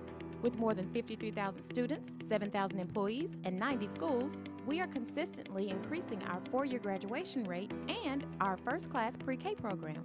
We continue to strive for national recognition and continue to prepare our students for the global workforce. And we do all of this with one goal in mind: to equip and empower college and career-ready graduates. Mobile County Public Schools. We're learning today, leading tomorrow.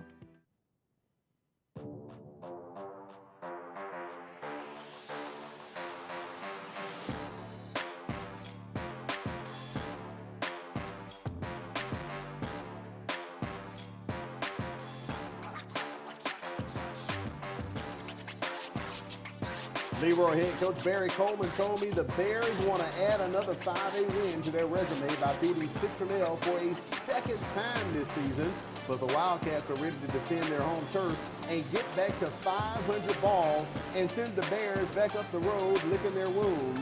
It's time for some high-flying hoops as Leroy takes on Citronelle for the MCPSS High School Basketball Game of the Week. Good evening and thanks for joining us. I'm Al Wheaton, joined by the coach, Ronnie Arrow. Coach Arrow, there's some pride on the line right now because Citronelle doesn't want this to be a double sweep by Leroy tonight. No, they don't. And again, I think that this is going to be what Citronelle likes to do is play man-to-man. They want to pressure, but they don't want to do it full court. They don't like to go full court. Whereas Leroy is going to go 94 feet as much as they can. Now, Coach Coleman told me they play 1A, so they've won in 1A. They beat a 2A team, a 3A team, a 4A team. They beat a 5A team already at Citronelle, but he says, I want to get the feather in my cap and beat him for a second time now. Hey, he's keeping notches, I tell you that, he on really who is. he beats, especially those upper notches. He really is. Let's take a look at the starting lineup for this particular ball game coming in tonight. Leroy with a record of 7-4. They're going to be starting Bryson Moore, Damian Phillips, Malik Howell, Jeremy Kiernan, and Malcolm Pugh. Pugh checks in at 6'3". He's a 6'3" senior, averaging 6 points per game for Citronelle. Some of these guys are familiar because I cover them doing football, Coach Arrow. Justin Adams, Rivers Johnson, Ashton Love, Elijah Owens, and Vontrell Cooper getting the start. Justin Adams, second leading scorer on the team with 11.4 points per game. And Ashton Love, I remember him playing wide receiver. He's 6'4" guard, averaging 12.5 points per game. Yeah, there's going to be a time tonight where you're going to be able to see a lot of quickness out there on the court now. With Bryson Dixon, we've already seen 2 sisters in the first game. Now he's coming and he's 1A Player of the Year. Lineman of the Year. Lineman of the Year. 6'4", 325 pounds. Yep. 15 size shoe. going to Georgia Tech. Already signed with Georgia Tech, so he's got a nice career headed his way. So hopefully we'll get to see the big fella on the court tonight. Is he the enforcer? We're going to find out. With measurables like that, he could be, Coach Arrow. But this should be an interesting contest. As I said, Coach Coleman looking to get another notch in the belt by knocking off Citronelle for the second time this season. Now, he told me their arch rival is McIntosh for the most part, but, you know, they'll go toe-to-toe with Citronelle when they have to. I think they have a very good chance of not only playing for state, but maybe winning state with the team that they have this year. I mean, they're averaging 54 points a game. Correct. They've got 3 kids scoring in double figures. Their rebounding is good. It's going to be interesting to see how they do tonight. As we talked about, some high-flying hoops should be headed your way, and we're almost ready for a tip-off, as a matter of fact. Shot right there, Bryson Moore, the forward, 5'8" senior, averaging 6 points per game. So tipping off is Malcolm Pugh and Ashton Love. Love checks in at 6'4". And quick off the tip-off, Citronelle gets the tip, they take it. Shot was no good. We were working it down low, inside out game. They're starting early. Looks like they're playing a 1-2-2 zone pressure. They're really getting out and putting pressure on the ball. Ball almost stolen by Justin Adams. Goes into the backcourt. Leroy recovers.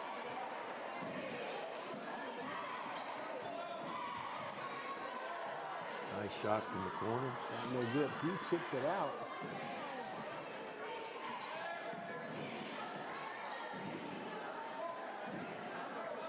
Leroy setting it back up out front. Clean set right there by Pyramid. There's a 3 put up by Damian Phillips. Rebounds out to Ashton Love.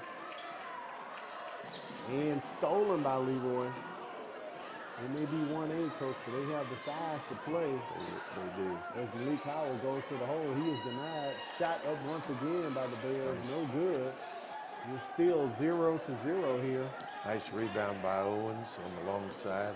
2-2-1 full court press. Rivers Johnson brings it across the timeline. He is bumped. They're going to say that's an offensive foul. What they call turnover. Oh, they're going to call it a turnover. Okay.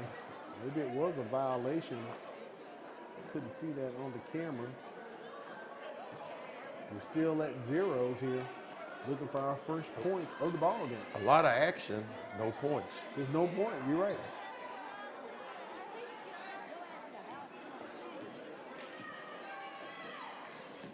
Rivers Johnson applying good pressure out front. He's not real tall, but he's real active. Another 3 put up by Phillips. That one, nothing but air, but Pyramid with the rebound, pushing it down low to Pugh. And he is fouled on the floor. Ashton Love was guarding from behind, tried to reach around, and he was guarding in the post. You can't do it. You either got a 3-quarter.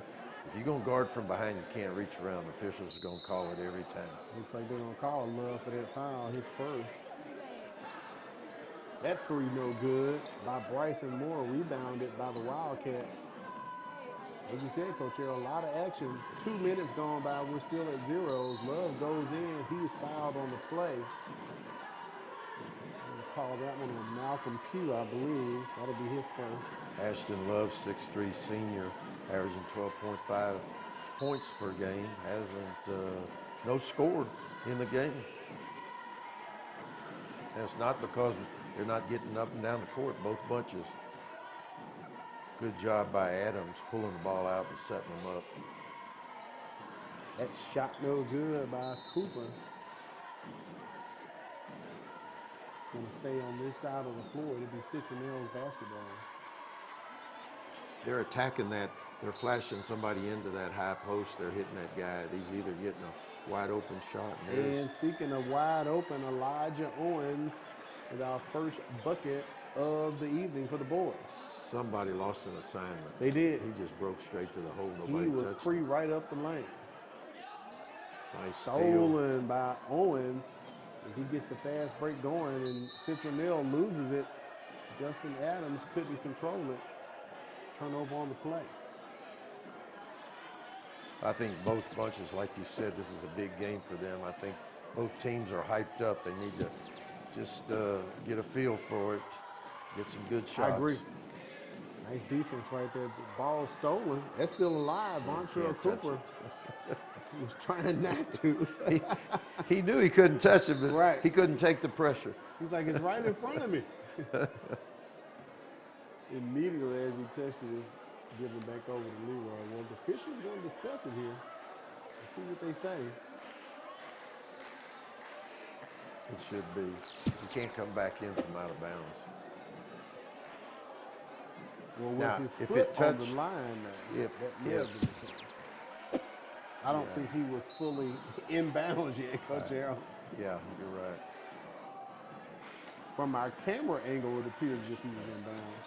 Nice pass down the pews, throws it up. No good. He thought he was fouled. Yeah, that wasn't a very good shot. It looked like he was trying to do a jump hook inside. It was a nice move to the hole, but the shot wound up not being a great shot. That's where he needed to talk to the master of the hook, Kareem Abdul-Jabbar. Get your poise together. Get that sky hook together. You showing your age, man. Oh, yeah. I remember all those days. Oh, there were some nice players in our day. Foul by Malik Howell, his first foul, second team foul. They talk about those players couldn't play in today's league. Hey, those players, if they had the same nutrition, the same trainers and stuff. With the hyperbaric chambers. Hey, I'll really tell them my age. Chamberlain, the athlete that he was, good gracious. That's a three by athlete Justin Adams, who drops it in. And Citronelle on top 5-0 so far. They're coming right back. Adam, they like that 1-2-2 zone. They will extend that to full court if they have to. Moore pops in, passes it back once again. Shot by Howell, no good. Tipped back in, almost, no, not in. Perriman went up, but the ball would not drop into the cylinder. Citronelle moving quick. Rivers Johnson gets it over to Cooper. Vontrell Cooper puts up his jumper, no good. Cooper thought he was fouled. He lays out. Did not get the Academy Award. But there's a foul on the other end of the floor. They call that on Rivers Johnson. His first foul. That's first team foul. And first foul against Citronelle. So it places Damian Phillips at the line shooting. You know, Rivers Johnson got the foul, but he hustled back from the very start to stop that 2-point that they would have gotten. Free throw missed right there. Beard coming in for Johnson. Our officials for this game once again, Tyson May, Randall Law, Jason Powell, doing a good job. Correction there, that is a second team foul against Citronelle this quarter. Good box out. Missed both of them. Underneath by Citronelle. Get the rebound. Here comes Leroy back there, three-quarters, like a three-quarter track. Bryson Rivers has checked into the ball game for Citronelle, passed up the shot, decided to pass it over to his teammate. Adams looking for someone to set a screen. There's a screen right there by Rivers. Nice shot. Drops it in for the Wildcats. Did a nice crossover drive and a little floater inside. Very nice shot by Adams.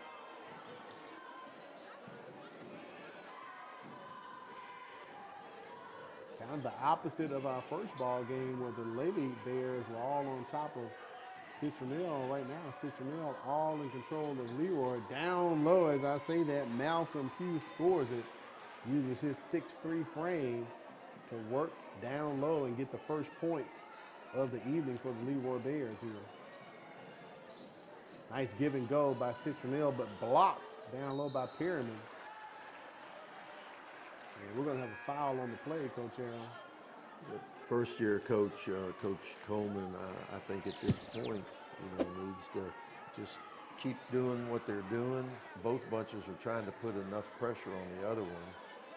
That foul on Malcolm Pugh, I believe that's his third team foul at the line shooting is Bryson Rivers. Rivers is a 60% free throw shooter, makes the first. And there's Pugh going to the bench with the 2 early fouls, 2:46 remaining in the first quarter. He is 6'3". They have another 6'3" player, Bryson Dixon, we talked about, but they put in 6'2½", Jaquan Scott. Nice shot by filling in for Pugh, and Bryson. He makes both of them. No, Leroy, they've only got 2 points. They've gotten some pretty good shots, especially from right there. They got to hit that corner shot.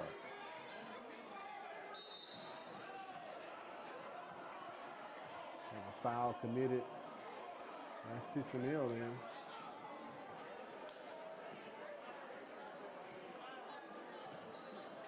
That'll be their third team foul. Justin Adams does a good job of setting up Citronelle to get into their offenses. Behrman tries to squeeze along the baseline, and Malik Howell is knocked out of bounds. It'll remain with the Bears. Great back rotation for Joseph Bird on that play.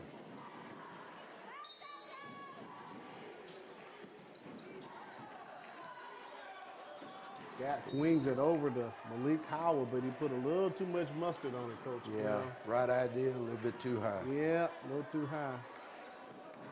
Howell's only 5'9". He couldn't bring it in.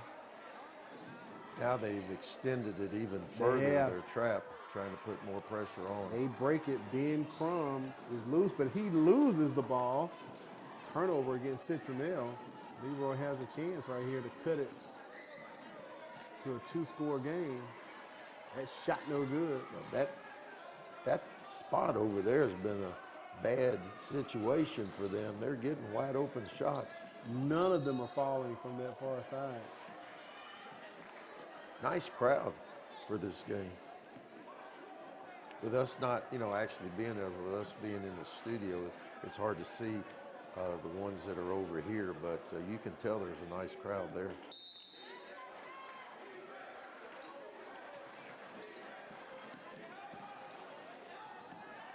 Behrman loses it. Turnover on Leroy. Way to look up the court. Yeah, absolutely. Nice second pass right there. As Bryson Rivers drops it in. 3 passes and a layup. You can't beat that. Rivers averages 6.7 points per game. So that was good ball movement, Coach Arrow. And the way not to let me be the superstar. Look for my teammate. Find the high percentage shot, and that's what Citronelle did. In control right now, 11-2. Bounce pass down to Rivers. He passes it back again. Back up top, we'll start over. Look at him right at the top of the key. That shot blocked by Bryson Moore. Coach Johnson was a girls coach last year. This is his first year being the boys coach. That's right. He was in Oklahoma and twice was coach of the year in 6A.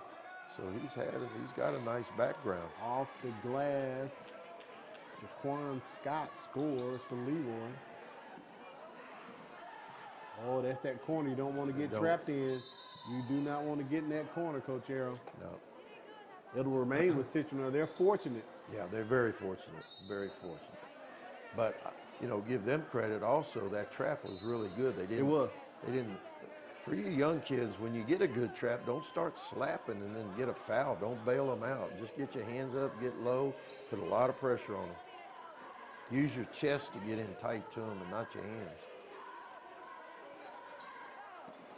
Coach Marlon Johnston brings in the beef as he brings in Vontrell Cooper here at the end of 30 seconds. Let's see if they'll hold this for the last shot and go for something quick.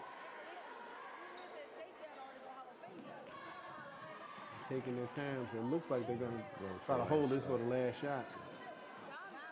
Look for one of the guys. Left hand, young man. Slip down low, back door. 10 seconds, they need to get that play going here. Rivers Johnson The slow floater. Puts the floater up. It does not go. Leroy has an opportunity. That shot should count if it goes in. No good. So after one, Citronelle on top, 11-4 over Leroy. There's a lot of energy out there on that court. I have known since I was in 4th grade that I was going to be a teacher. I really just truly enjoy coming to work every day and working with different sets of kids and just watching them grow and learn. I couldn't see myself doing anything other than teaching children, being a part of children's lives, being able to inspire them in a way that some people just aren't able to do. And to know that every day is a new day, a new opportunity to make a difference in the child's life means everything to me.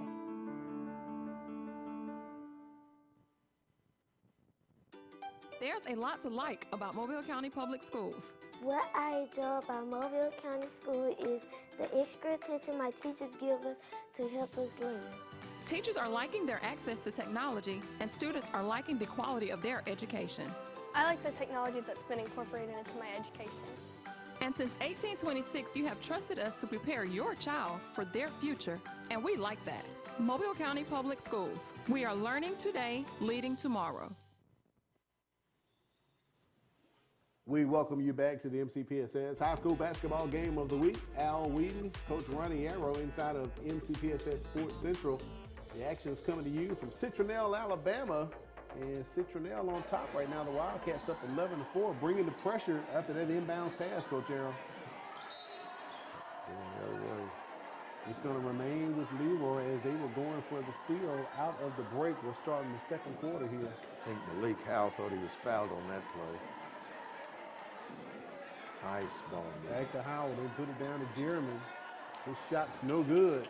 Rebounded by Bird. He's going with the touchdown pass all the way down the court to Ashton Love, who is fouled on the play. Tell you what, that was a great read. Got to make your free throws, young man. That foul on Pyramid, his first foul, 4th team foul.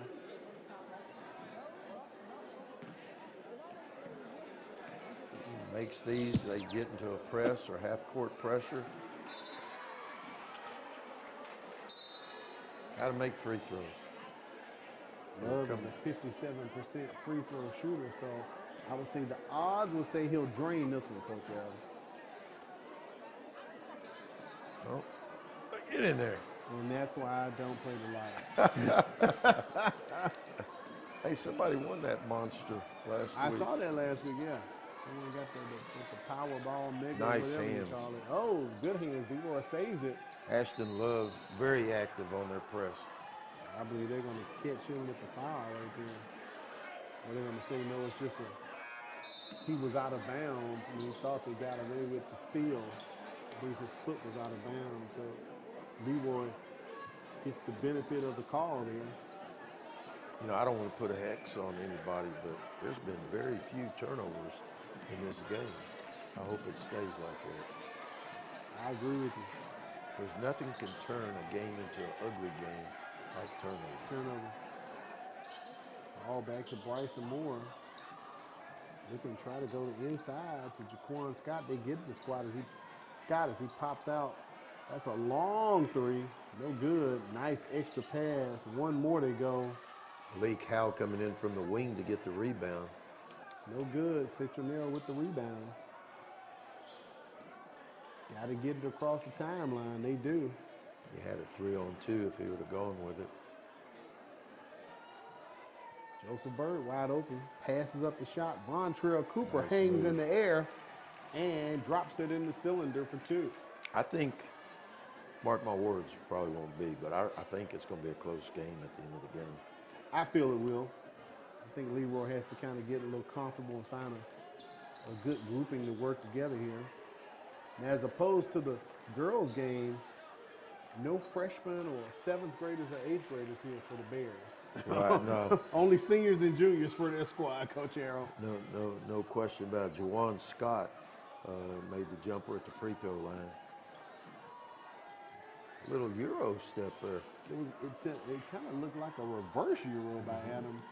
And to steal away and score by Malik Howell. And just like that, The score is 13-8, and a quick timeout called, a full timeout by Citronelle. Coach Marlon Johnston wants to discuss some things. They've had an opportunity to score, but the last two that they've gotten, they pushed the ball and they got layups, and then they got fouled also. But you're going to find out if it's going to be close at the end of the day, you're going to have to make free throws to win throughout the game. And it's very important when you work and work and work and you do get fouled, it's called a free throw for a reason. Take your time. You have 10 full seconds to step up there, do whatever that you want to do with the ball and step up there and be positive, put that thing in the hole. It is a free throw. You're correct about that, Coach. Give him a little classroom skills. I heard you drop that 10 seconds on that. Yeah, I get into that now and then on this. Take your time, man. We're going to be getting going here with our classroom with the kids that are playing high school ball. The rule in Alabama says that grades 7 through 12, you can't go to an outside teacher like myself. Right. But from your first game to your last game. In their last game, we're going to have our elite camps going, boys and girls. And in the classroom, like I said before, the boys go against the girls. That sounds quite interesting there, Coach. Hey, what, there's some girls in this town. There's some girls in this town. Some of the guys don't want to go against. They can hang and hold their own. Yes, huh? they can. Oh, you're right. You're right. Citronelle retains possession of the basketball.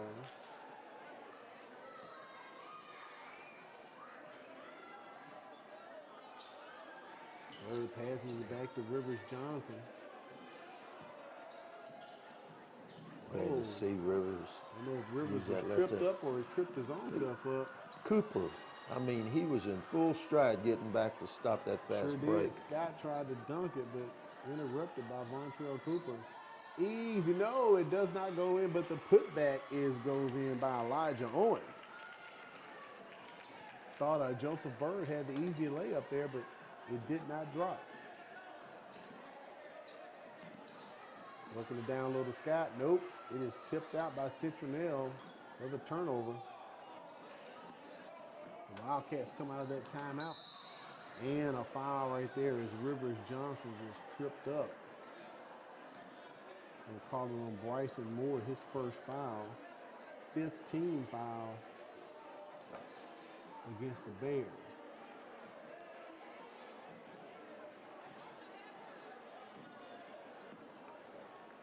In the ball down court, they're still trying to get him in a trap, back in a 2-3 zone right now.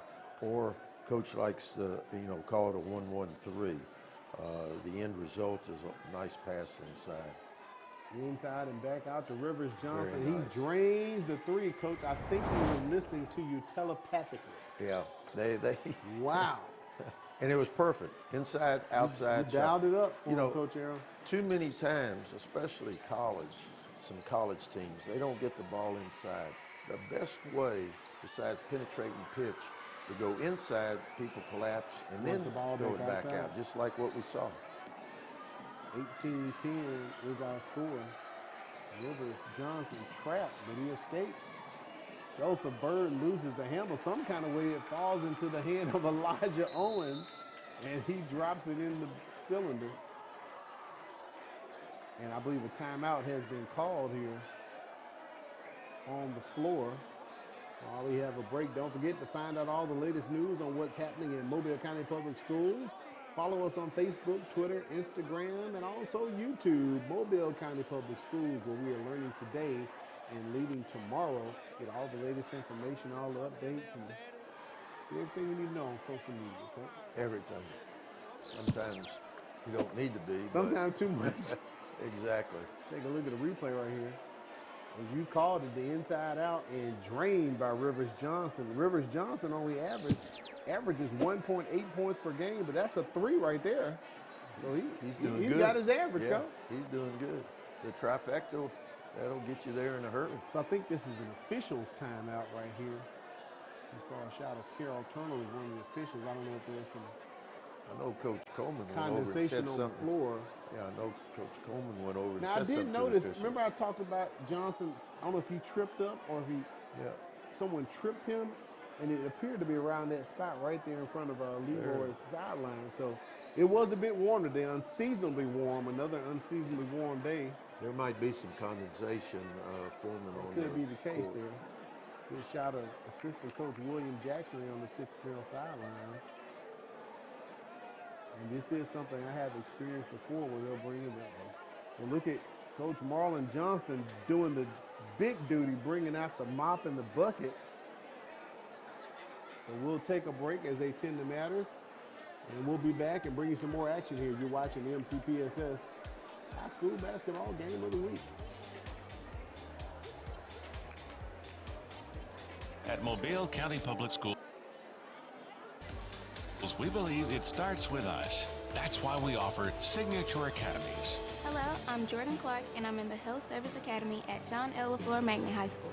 My future career is to be an obstetrician gynecologist. With this academy, I'm learning firsthand from people already working in the industry. Shadowing them on the job really makes me want to study hard and work harder towards my career goals. Signature Academies are open to all students in Mobile County Public High Schools. Visit mcpss.com. Thank you. You're welcome. Ayla, hi. Oh, hi, Sierra. How are you? Good. How are things? Things couldn't be better. What do you mean? Well, I just started this new job as a school teacher with the Mobile County Public Schools, and it has been a life changer. Great benefits, the hours are great, and great students. Just so overall, it's a great opportunity. Oh, wow, that sounds great. I'm going to look into that. You should. For more information, visit mcpss.com/job opportunities. You've got questions? We got answers. mcpss.com. Whether it's attendance zones, school calendar, lunch menus, or registration information that you are looking for, you can find it right here. mcpss.com. You can also get the latest news and district-wide calendar information, and it's just a click away.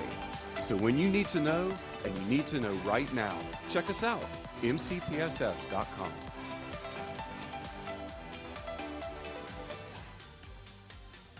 This is a program for any middle school student who's actually behind. This opportunity offers kids a chance to do 2 grades in 1 year. If it wasn't for Star Academy, I would still be in 8th grade and probably still struggling. We are one-on-one. We have small classrooms, and we're able to give students that personal touch, that personal attention. I know I'm coming to see good teachers, good attitude, and also they're here to teach us what we need to learn. If you look at the numbers, Mobile County Public Schools is making great strides. With more than 53,000 students, 7,000 employees, and 90 schools, we are consistently increasing our 4-year graduation rate and our first-class pre-K program. We continue to strive for national recognition and continue to prepare our students for the global workforce. And we do all of this with one goal in mind, to equip and empower college and career-ready graduates. Mobile County Public Schools. We're learning today, leading tomorrow. As a student in the Mobile County Public Schools, there are a few things I've come to expect. One is a quality education, and the other is a quality lunch. Not only are our school meals well-balanced, meeting all federal nutritional standards, but they also have less fat, fewer calories, and they taste really good. Oh, and I forgot to mention, our school lunches contain whole wheat, grains, fruits, and vegetables to give me the energy and brain power to get me through the day. My name is Harshini. I'm a junior at Davidson High School, and after graduation, I plan on pursuing a career in dermatology. Currently, I'm taking science classes such as AP Chemistry, Biology, and Human Anatomy, which will help me pursue my career. I feel as though Mobile County is preparing me for my career choice in that they provide rigorous classes that help me think further beyond just what I'm learning. I'm Harshini Cannon, a junior at Davidson High School, and I'm learning today so I can be a leader tomorrow.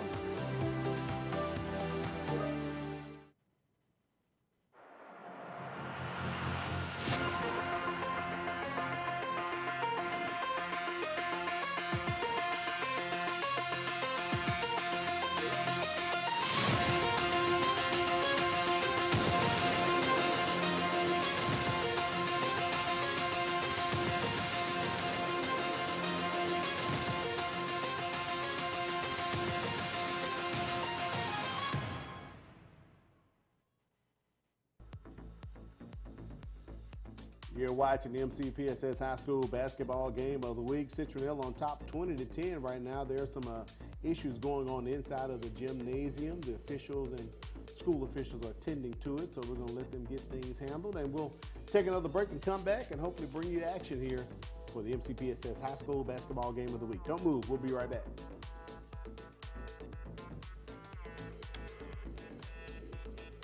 This is a program for any middle school student who's actually behind. This opportunity offers kids a chance to do 2 grades in 1 year. If it wasn't for Star Academy, I would still be in 8th grade and probably still struggling. We are one-on-one. We have small classrooms, and we're able to give students that personal touch, that personal attention. I know I'm coming to see good teachers, good attitude, and also they're here to teach us what we need to learn. Mobile County Public Schools, the place that has it all. We have 90 schools that include rural, urban, and suburban schools of various sizes. We are also home to Alabama's first public school. We welcome you to come join our winning team. Our district is led by the 2020 Superintendent of the Year, Mr. Kressel D. Threadgill. Our teachers are leaders in their profession who are afforded numerous professional development opportunities. Our principals are collaborators and encouragers. Our schools are leading in innovation and instruction.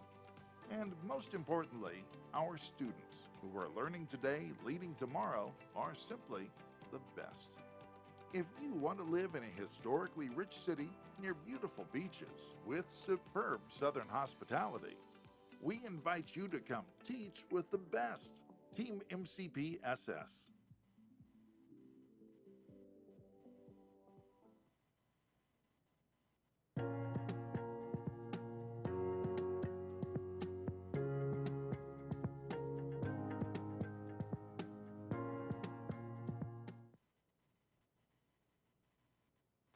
And we welcome you back to the MCPSS High School Basketball Game of the Week. Think things are literally cleaned up on the floor, Coach Aaron.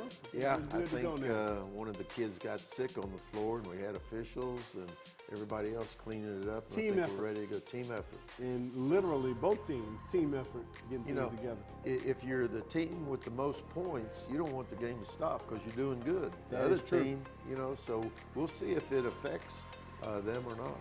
Stoppage in play can have an effect on the momentum and those type of things. So when you're up 10 points right now, we'll see after this extended break for both teams. Leroy with possession of the basketball as we resume action. They come in averaging 54.8 points a game, only giving up 50.1 points a game. Right now they've given up 20 already through a quarter and a half of play. Citronelle is very active in their defense. Yes. Very active. Nice shot put up by Leroy. No good. Rims out. Joseph Bird with the rebound as he clears it out. Oh. That's going to be a travel against young Mr. Crum right in front of the official. Thought about passing it, brought that other hand up, and double dribbled. Yep.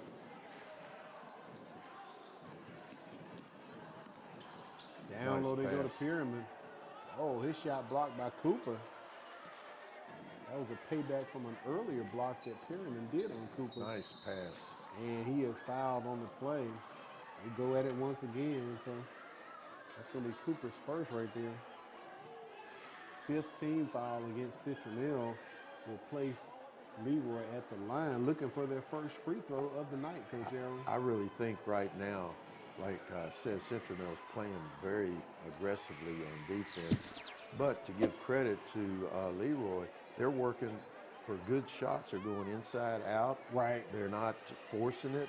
Both bunches right now are doing what they want to offensively and defensively. Perry makes the first, misses the second.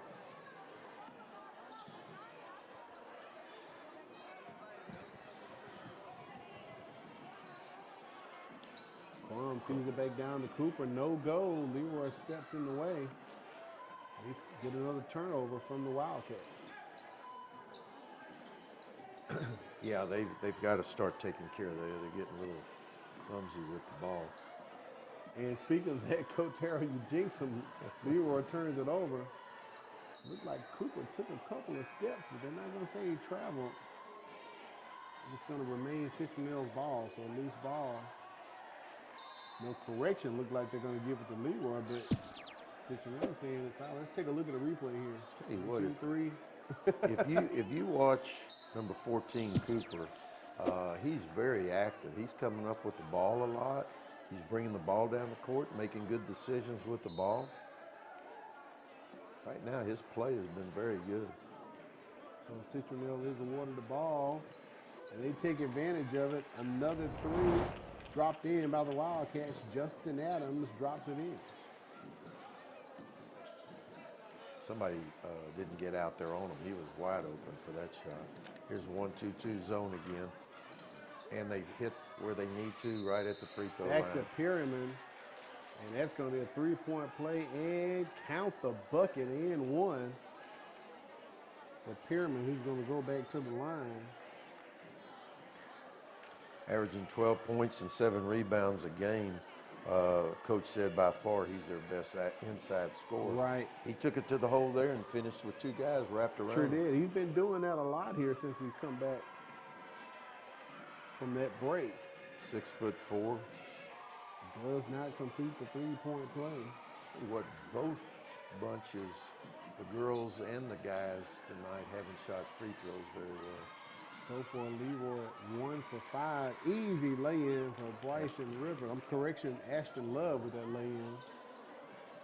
And I have Citronelle at 1 for 4 from the charity stripe for this game. See, when they go in, if they would look to the backside guy is open from one side to the other, but they're not hitting the backside man. Adams hauls it in. He scores. Nice Nope. finish. They're going to say the foul's on the floor. No basket. And the foul occurred before the basket dropped in. Bryson Moore picks up his second foul. Both bunches are getting good shots inside. Whatever they have to be doing to go inside out and looking low, they're doing it. Nice cutback. Count that one. Ashton as it Love goes finishes. in for Ashton Love. Sure does. 25-13 with 1:40 to go in the second quarter.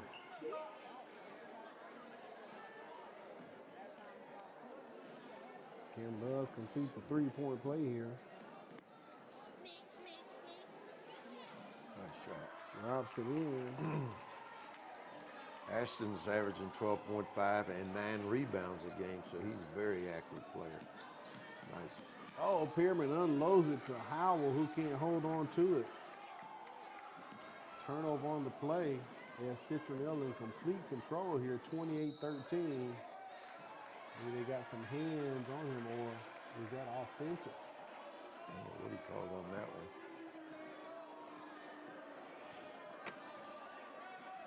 You know, Coach Coleman for Leroy, he was telling me that his brother has done a scholarship in the nursing department at South for a student to be able to go on a scholarship, and he's also given money to the athletic department to have his name on the dressing room. Right. That's a very nice gesture. That's actually his son, Coach Harold, who's Son. done that. Yeah, Who's son. done that, who's a graduate of South Alabama nursing department. I think he lives in California. Sure does. So that foul called on Malik Howell, his second.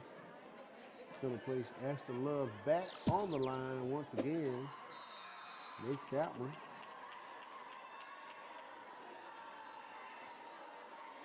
Checking out Malik Howell with his 2 fouls. He's going to go to the bench for Leroy.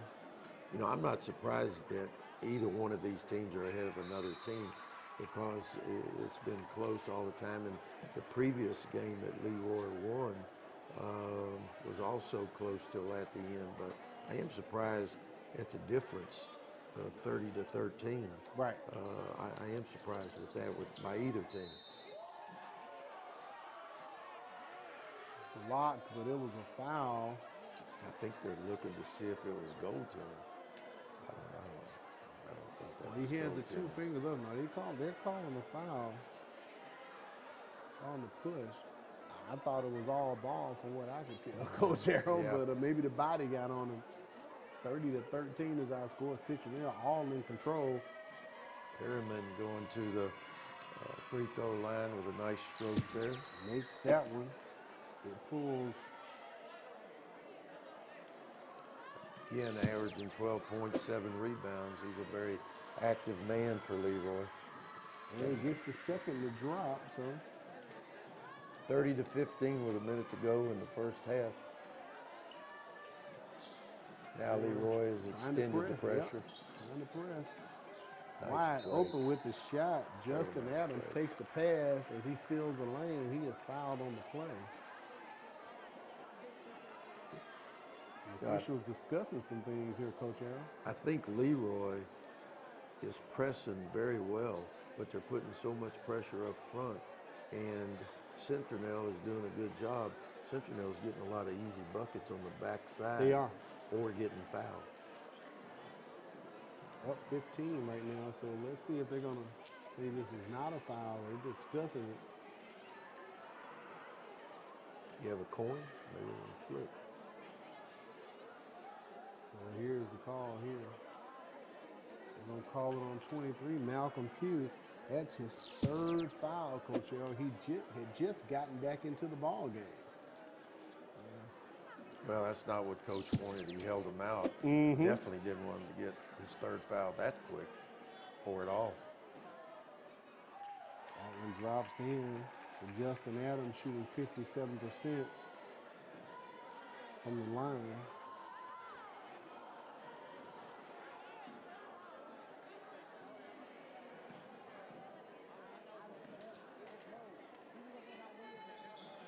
Makes both of them for the Wildcats. Steps up there and sticks him. Trap it again.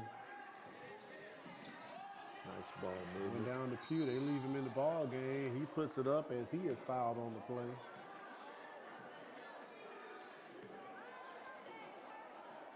Malcolm Pugh going to the line, averaging 6 points, 8 rebounds.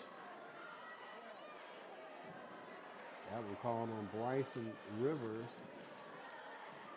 Both teams at 9 team fouls so far here in the first half. That shot, free throw, no good by Pugh. It looks like he just kind of just threw it up there, Coach Harold. No form or anything. Take your time, young man. Short changes it. They get the rebound, getting it back out.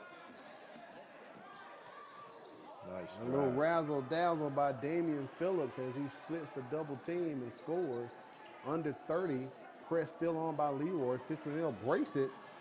Anthony Rivers kind of gets stuck right there in no man's land, and they don't throw it over. That was close to turning it over. I'm sorry. 19 seconds left. See who can do. Adams hits it from the charity stripe, the 15-footer. No pressure for the 5'10" junior. Pierman slashes in. Shot no good. Tried to do a little Euro, just didn't have enough strength at the end of it to put it in.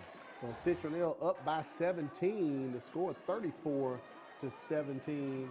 Great first and second quarter action we've seen out of the Wildcats, who come in 6 and 7, trying to get back to 500 ball, Coach Harold. Well, the bottom line is right now it's 34-17.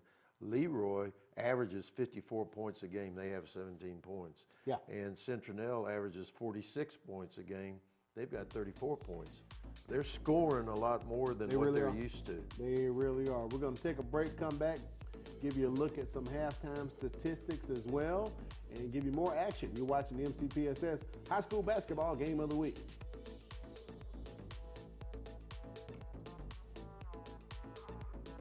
There's a lot to like about Mobile County Public Schools. What I enjoy about Mobile County School is the extra attention my teachers give us to help us learn. Teachers are liking their access to technology, and students are liking the quality of their education. I like the technology that's been incorporated into my education. And since 1826, you have trusted us to prepare your child for their future, and we like that. Mobile County Public Schools. We are learning today, leading tomorrow.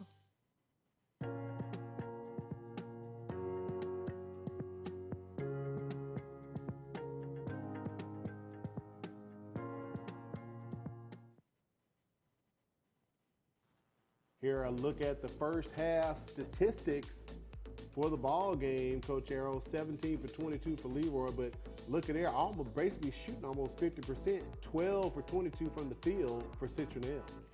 Yes, and you know, one of the stats again that is not up there is turnovers.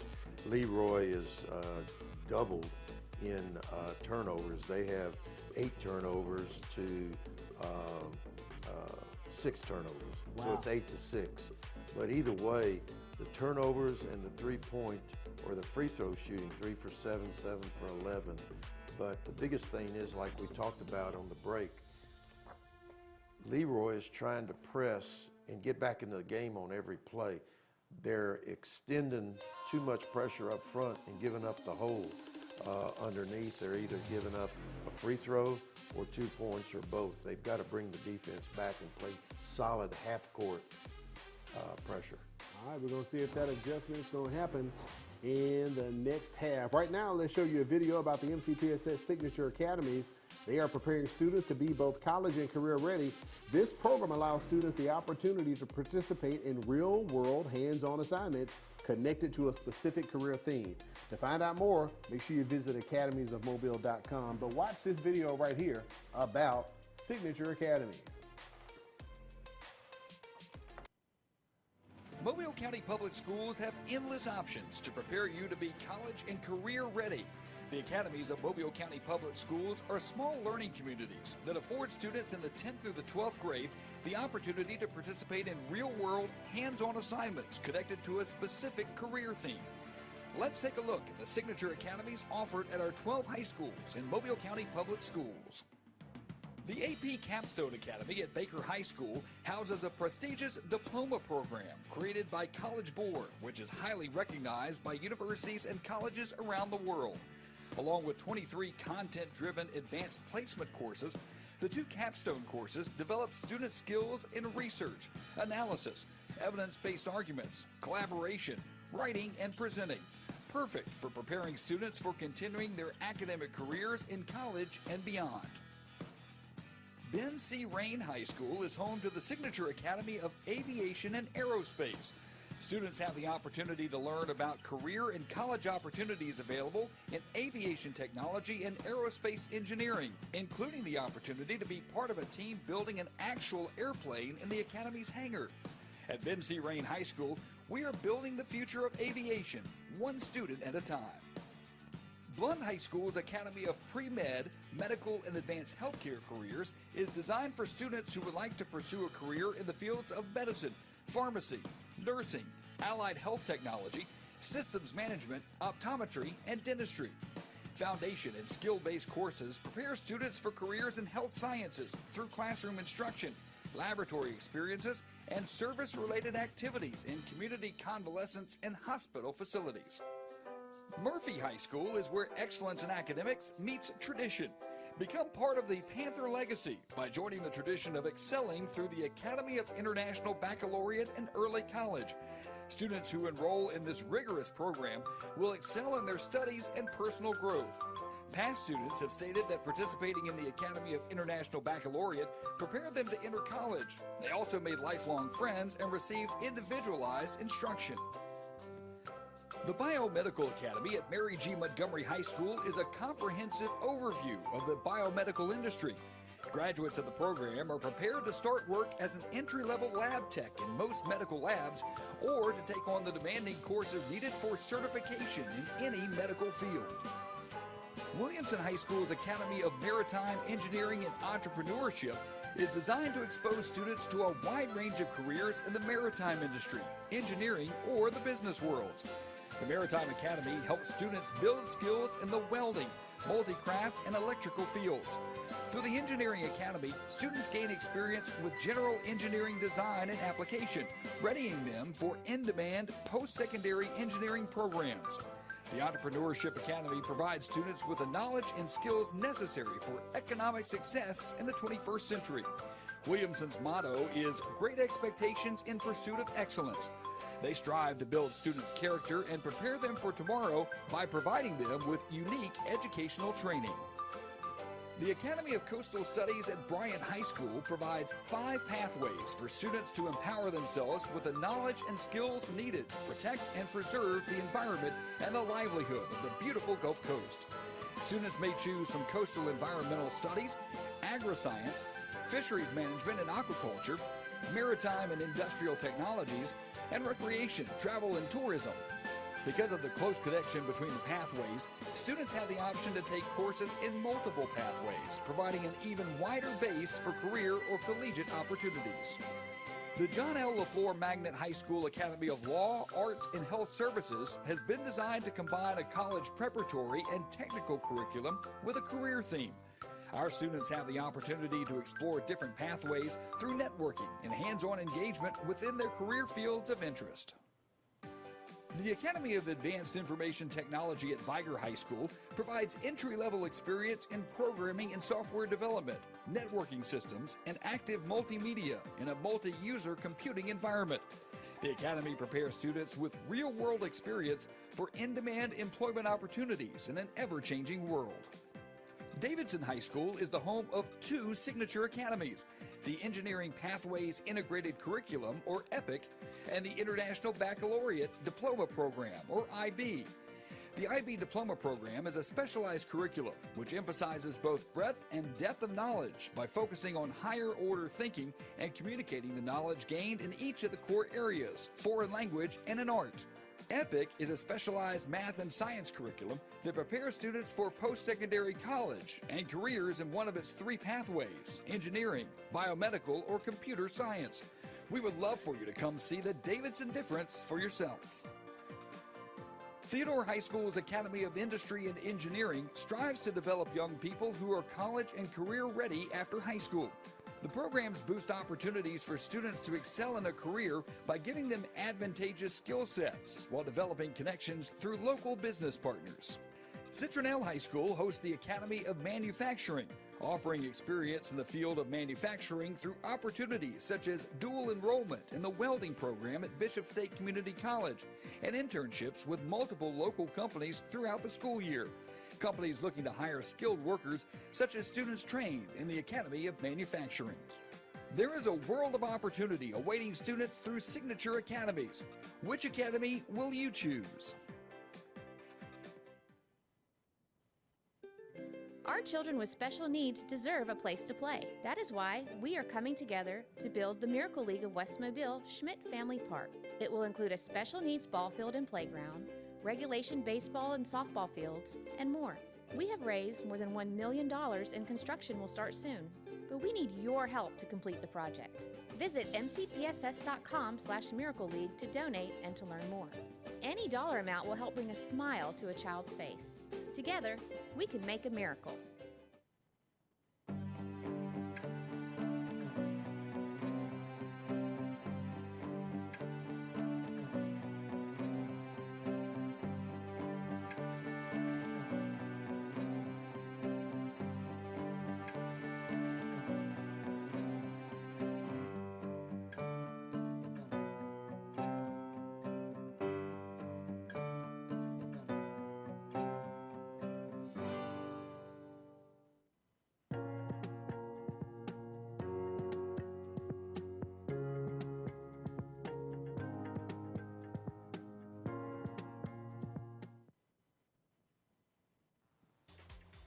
The MCPSS High School basketball game of the week is on. Citronelle leading by 17 over Leroy. Somewhat of a surprise, Coach Arrow, because Leroy pretty much kind of handled Citronelle their first matchup. The Citronelle's returning that favor tonight. It's going to be interesting to see if Leroy goes back and comes off of their press. I think they're getting beat on their press and giving up easy buckets or fouling under the go. They need to push back their defense, play solid half-court defense, and I think things will start working out for them. One thing for Leroy, they have 3 players with 2 fouls, 1 player with 3 fouls, and only 1 Citronelle player has 2 fouls. That's Ashton Love. So Citronelle did the work of getting, if you want to call it, getting Leroy into foul trouble. And give in the first half. Give Citronelle credit. They took care of the ball right with the press, going against Leroy's press, and got easy buckets. And speaking of the press, they forced Bryson Moore into calling a quick 30-second timeout as he got trapped over there in no man's land in that corner. Yeah, you cannot, when you're getting pressured, you cannot dribble somewhere and pick the ball up. We tell our people, our kids when they come to the classroom, I don't care if you got to retreat all the way back. Don't pick the ball up. So do not retreat. Do not give up the ground. A quick 30-second timeout. Let Coach Barry Coleman get it together with his Leroy Bears.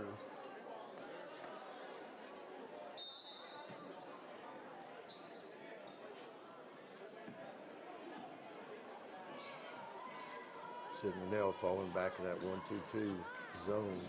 That's where you got to beat it, at the free throw line right there. Pyramid shot nice just rebound. outside the elbow, Nice no good. rebound. Malcolm Pugh with the rebound and the bucket. That's something Leroy needs to get back into this ball game. They're still full court pressing, so that's that's part of what they do. They need to stick with what they think that's good for them. Nice drive to the hole. Adams shot no good. Damian Phillips bringing the ball down the court. And he's going to be fouled on the play as he takes it to the hole, coast to coast. I'm surprised because I hadn't seen a lot of, because there's so many kids taking it to the hole in this game, I'm surprised that we haven't seen more kids trying to take the charge. Yeah. Everybody's trying to block shots. Play position defense. And when they get in there and they're coming in full speed, take that charge. Vontrell Cooper commits his second foul. Phillips misses a shot. And Leroy starting off shooting free throws in the third quarter like they did in the first quarter. Yeah, they got to make the free throws. Damian Phillips, 5'8" junior, averaging 14 points and 4 rebounds a game. It'll be time for him to go visit the classroom, Coach. He said 10 seconds is a free throw. Misses both of them. Nice steal by Malcolm Pugh. If Leroy will take care of the ball, Citronelle's come out the second half turning the ball over. Drive in, no good for Howell. Second rebound in a row for the Bears as they're wiping the glass. Still keeping possession of the basketball right from the free throw line. Jeremy Pierman with the turnaround jumper. They're making a little bit of run here, 34-21 with 6 minutes to go in the third quarter. Nice change of direction all the way down. Stop right there. And one coming up for Ashton Love as he is fouled on the play. 6'3" senior. Going to the line, he averaged 12 points and 9 rebounds. Make these free throws, young man. I believe that may be Malcolm Pugh's 4th foul. He is checking out.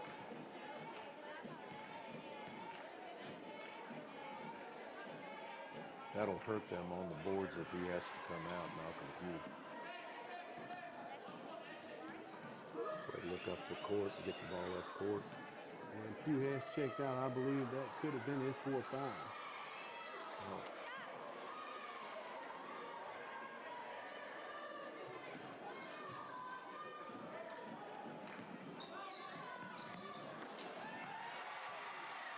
Dropping it in, the Wildcats doing it, getting it on the board. Ashton Love. Elijah Owens, a sophomore, coming in to the game. Quick ball movement by Leroy. And Pyramid's shot just stopped right at the rim. Coach Aaron, take a look at that replay right quick. They just work it down low. And left-handed. Justin Adams with the dime to Love. You're right about that left-handed, Coach. Jumper no good for Leroy. Phillips' shot is off. He averages 14 points per game, leads the team in scoring. It's a pretty shot. He's shooting short every time. Just coming up short. Nice pass. And way to wait and kind of almost take the hit. Bryson Rivers composed himself before he put it up there too quick. 40-21. Leroy just can't get stops. Looking when in they low need it. to Jaquan Scott. He shoots it back out to Howell. Back over to Scott. A long three. No good, but Howell for the rebound. Can't get it in. And look at Justin Adams down there hustling for the rebound. One of the smaller kids out there goes up and pulls down the rebound. And we have a foul down here on the floor.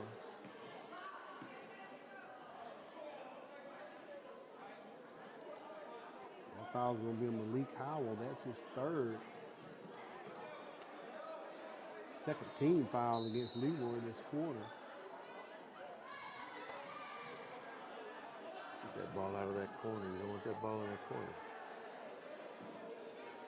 Coach, I'm with you. Now that I even think back to the girls' game, not very many shots made from that far corner over there tonight. You're right. You are right. Now that I think about it. Oh, they go down low. That shot blocked. Rivers shot blocked by Leroy.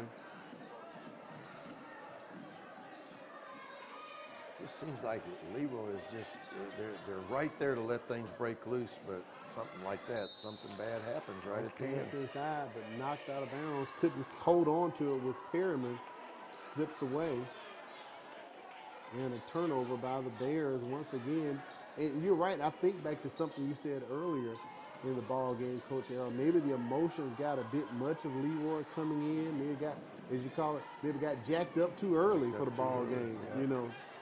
But they've kind of not seemed to be themselves from what we were told and researched about the ball game that we put together. If they're going to get back into this game going into the fourth quarter, they need to be at least 8 to 10 points down. They can't keep this deficit going late in the game and win the game, I don't think. All right, let's see if Ashton Love can drain it from that side, and he does. So he proves us wrong, Coach Arrow. A shot can be made from over there in the deep corner. Citronelle all in command right here, 43-21. Trying to go inside the Pyramid, no good. No easy shot from the elbow from Scott right there. He drops it in. Good ball movement, getting a good shot. Whoa. Throws it way across court to Justin Adams.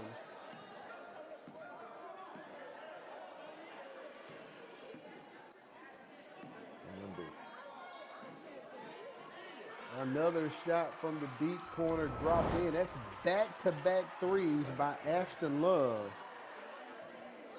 You know, no matter what you're in, if something is working for the other team, you got to adjust to it. You can't keep giving that corner shot, especially if somebody's just made 2 in a row.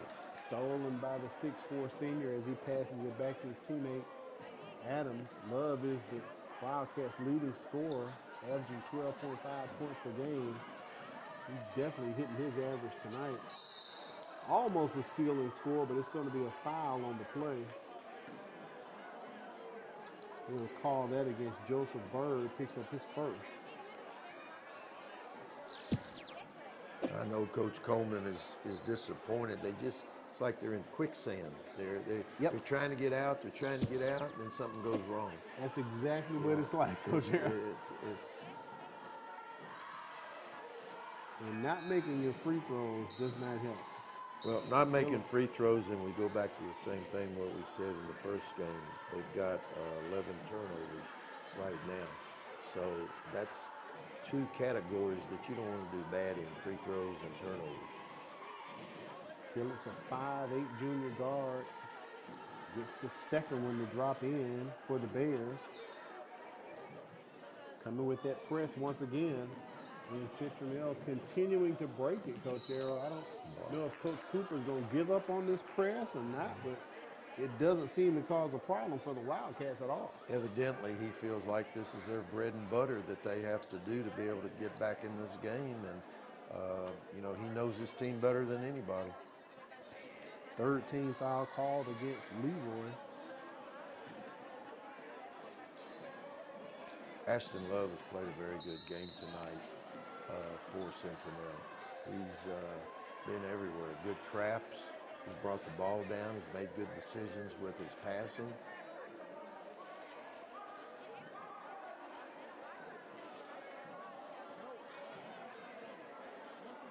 Anthony Rivers about to inbound the ball for Citronelle.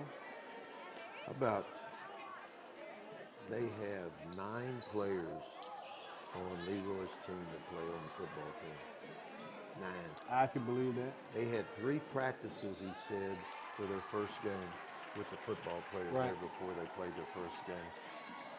Because for Leroy, the football team went all the way to state and won the 1A title. So he literally couldn't get those kids until after, I believe, December 1st. As a matter of fact, that's when they played the championship game.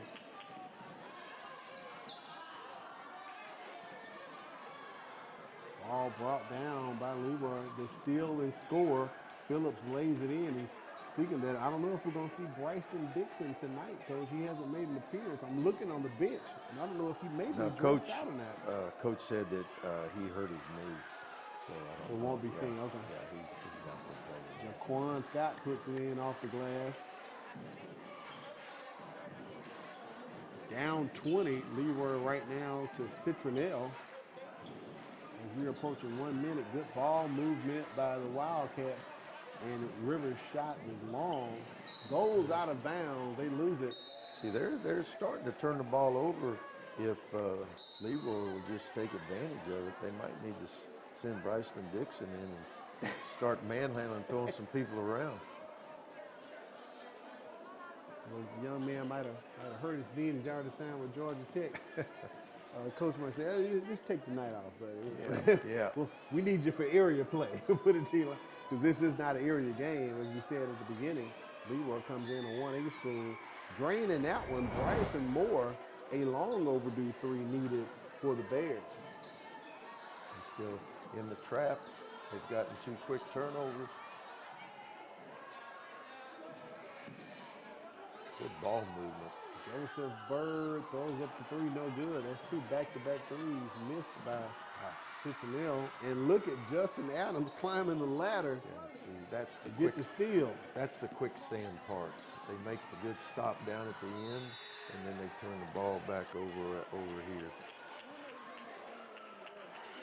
Ball knocked out by Leroy on the block, so it'll remain here with Citronelle. 10.9 seconds. The lead back to 17, Coach Arrow, just like it was at halftime. Got a foul on the play, and I think we're going the other way with this one. Oh no, a 30-second timeout called by Marlon Johnson of Citronelle. I'm surprised he didn't call timeout before the ball was inbounds, but after you see what happened, I think, let's draw up a play right quick. We got 10 seconds. Yeah, let's run our best 10-second play. You're right. I wasn't looking over there. Yeah, I was surprised trying. They were going to let them inbound the ball. He didn't call a timeout, so Citronelle fortunate, the loose ball, and they will be able to get that timeout call. Well, it's amazing the records were Citronelle 6-7 and Leroy 7-4. You would think this game would be closer either way. At the half, it was 34-17, and that 17-point lead has crept back up. Once again for the Wildcats on top right now. Let's see what the play call is here. 10.9 seconds. What is Coach Johnston drawn up? A little easy one. Gets his own rebound, misses it twice. Elijah Owens can't get it to fall. 3 seconds remaining. 2. Can they get the shot off in time? Goes off the glass, no good. So after 3, the lead is still 17 points by Citronelle.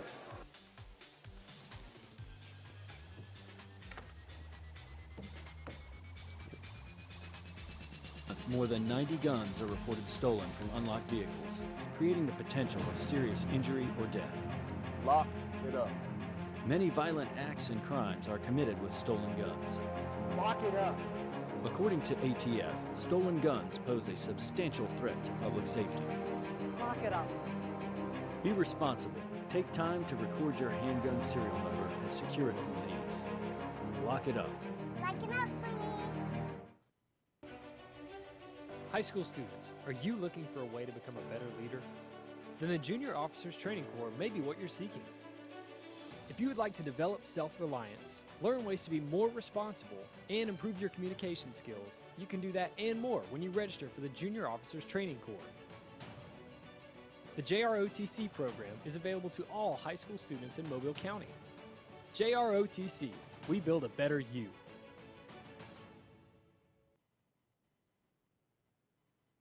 Catch it. We welcome you back to the MCPSS High School Basketball Game of the Week.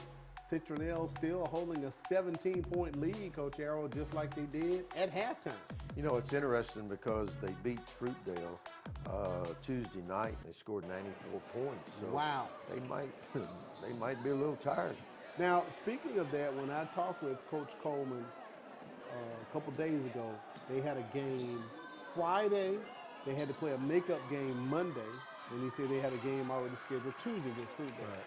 So within the past week, they've played 3 games already. Yeah, they got like so this is their 4th game. They got an NBA schedule. Right, right. So it could be a leg factor. Ashton Love tried to go up top and dunk that one, but he's fouled and his legs cut off underneath from him. They're going to call that foul right there. He's, you know, shooting 36%. He's the best overall player on their team. Great athlete, right. Good ball sense with it, great motor. I mean, he can really get up and down the court and put a lot of pressure. Damian Phillips commits the foul. You know, at 6'3", he's averaging almost 10 rebounds a game. So you know he's a workhorse. Missed the free throw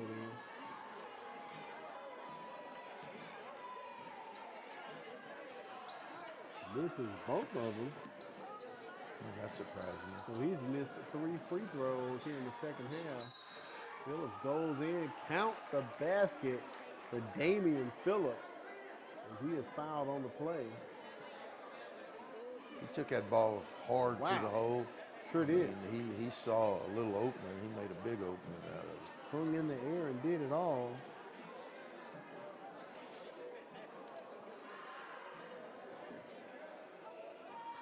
You know, it's really hard to believe that it's a 17-point difference in this game. But hey, give credit to Citronelle. They're doing what they have to do to win this game. Another free throw, unfortunately missed by Phillips.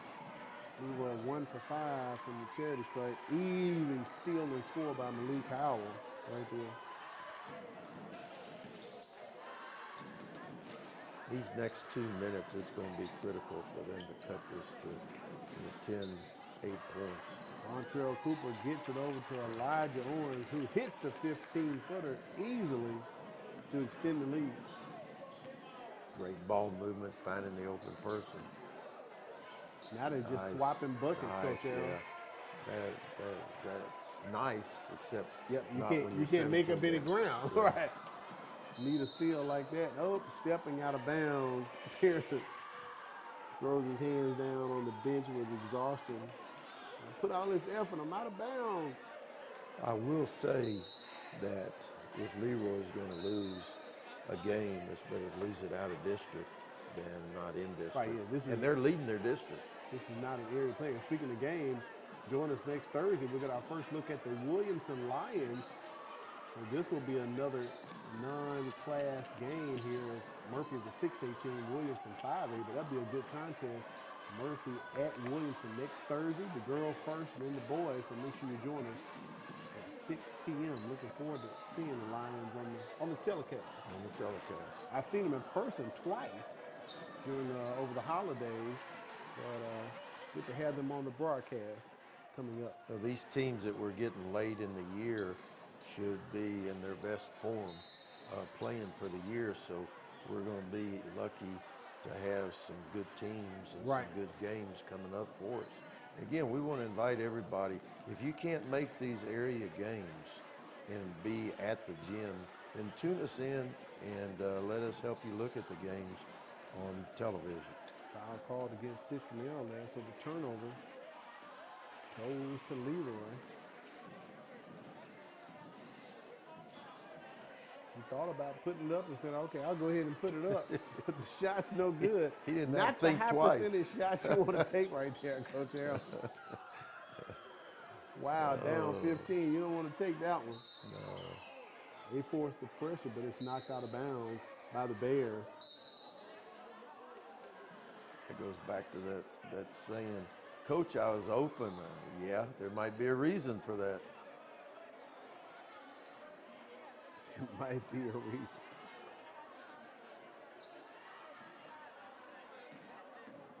Approaching 5 minutes remaining in the contest. Justin Adams with the ball. A lot of pressure right there by Moore putting on him. Moore has 2 fouls. And Citronelle pretty much just playing a little keep-away right here. And they almost paid for it. Ball almost stolen. Once again, frustration on the face of Jeremy Perriman. Like he just can't get it going tonight. It's important for both of these teams to be able to finish this thing out and go on about their business, knowing that area play is coming up. Rivers Johnson checks out of the ball game. This is a fun game. This is a fun game. Important games for the area games. And when you think about it, Coach, that's a good point. That could be the case with Leroy having to play 3 games, and now in their 4th game within a week. I don't care how young you are. That stuff catches up to you. Nice drive. Howell goes in for the score. He is fouled and 1 coming up. They're going to count the basket. 5'9" player. We're going to get Elijah Owens with the call there, his second. 15 fouls against Citronelle. They just can't get over the hump, you know. Just when they make a run, then Citronelle is able to answer with it. Another missed free throw by the Bears. 1 for 6. I have them here in the second half from the charity stripe. Did not get the rebound either. And Citronelle continuing to break that press, Coach Harold. You like that one right there. Ashton Love goes in. He could have been very easily set up for a charge where he just, didn't foul, just went in. Nice pass. Perriman finds the open man. No block by Vontrell Cooper. Look at Cooper working hard down low. I think Ashton Love wants to dunk one for the home crowd, Coach Harold. He's sensing it. He's sensing it. That was a great block by Cooper.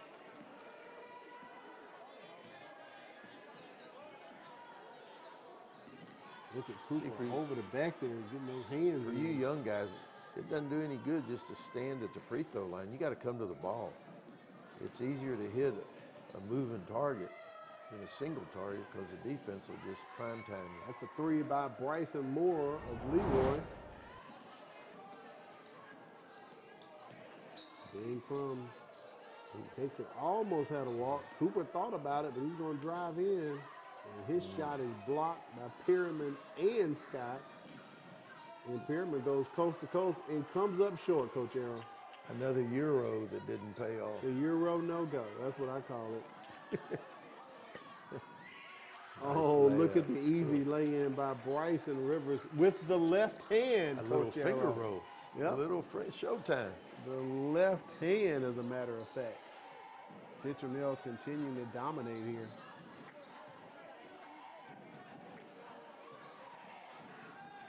And for Citronelle, here's the case. They could be a bit fresh. They haven't played a game since last week. So that it could be the athleticism is kind of caught up with one team, if you know what I mean. And if you look at it overall, Leroy is more of an athletic team. Yes. But if they're tired, then that brings that down to does. the same athletic ability of Perriman, or not Perriman, but of Citronelle. 1 week from today, Thursday, January 16th, we'll have Murphy and Williamson. Make sure you join us.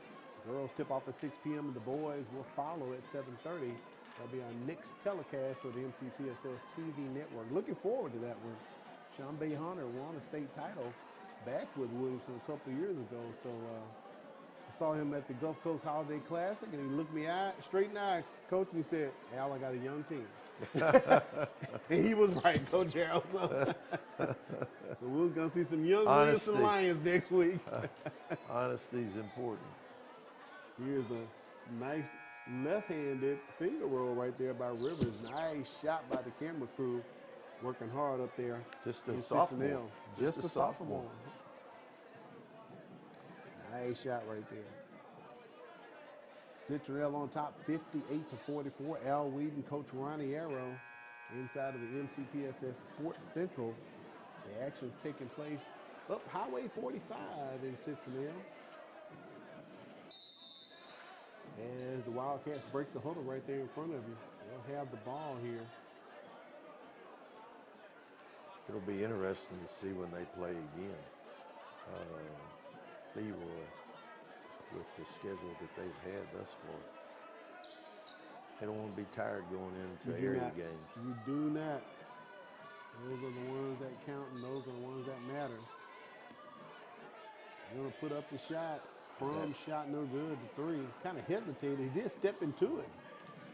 That surprises me that he didn't hold the ball out and take some time off the clock. That is a surprise. I knew they drew up the play, Coach Arrow, but I'm a bit shocked as well. 14 points. Justin Adams. 14-point difference, 44-58 with 3 minutes to go. Pierman goes to the line. Makes the first. I have Leroy at 2 for 7 from the free throw line here in the second half, Coach Arrow. Yeah. It's going to be interesting to see if they change their press to be able to put pressure on the ball. This free throw. The second.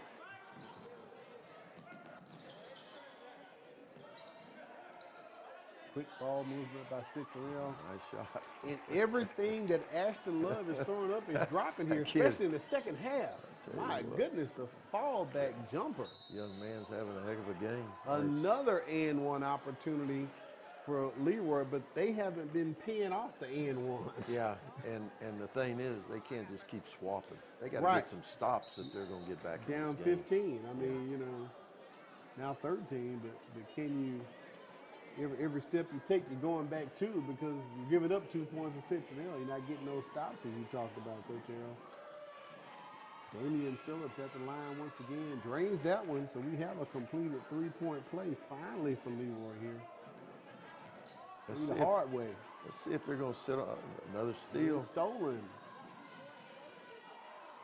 Shot no good. Howell wrestled away by Justin Adams in the Wildcats. Going to the hole, Ashton Love misses the layup, gets his rebound, puts it back in. Look at Bryson Rivers taking his time. I like the hesitation by the young man, the head fake. That's an and one opportunity coming up for Rivers. You think Citronelle has in a delay game to take time off the clock? It doesn't appear to be that way, Coach Harold. Hey, and I know that he doesn't want to run up the score. Right. Rivers averages 60% from the free throw line. That foul on Malik Howell, his 4th foul. And does not complete. Look who's down on the floor fighting for the rebound. Ashton Love.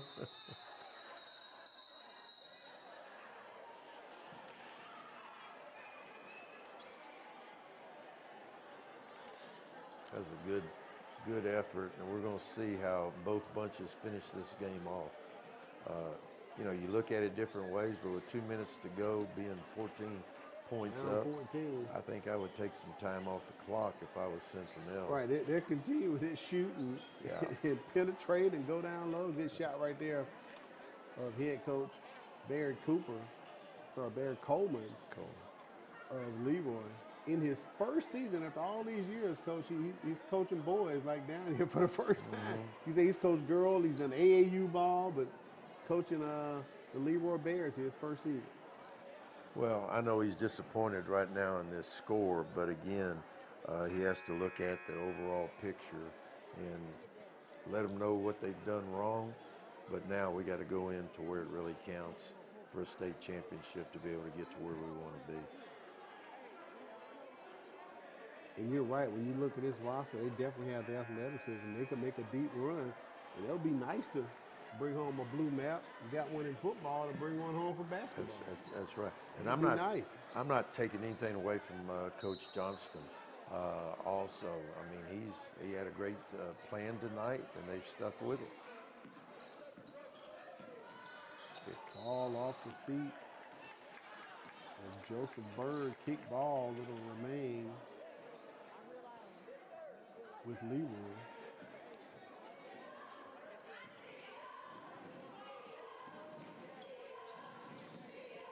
If it's Citronelle, just stay away. Don't even foul, you know. They're still in that turnover 1-2-2 zone.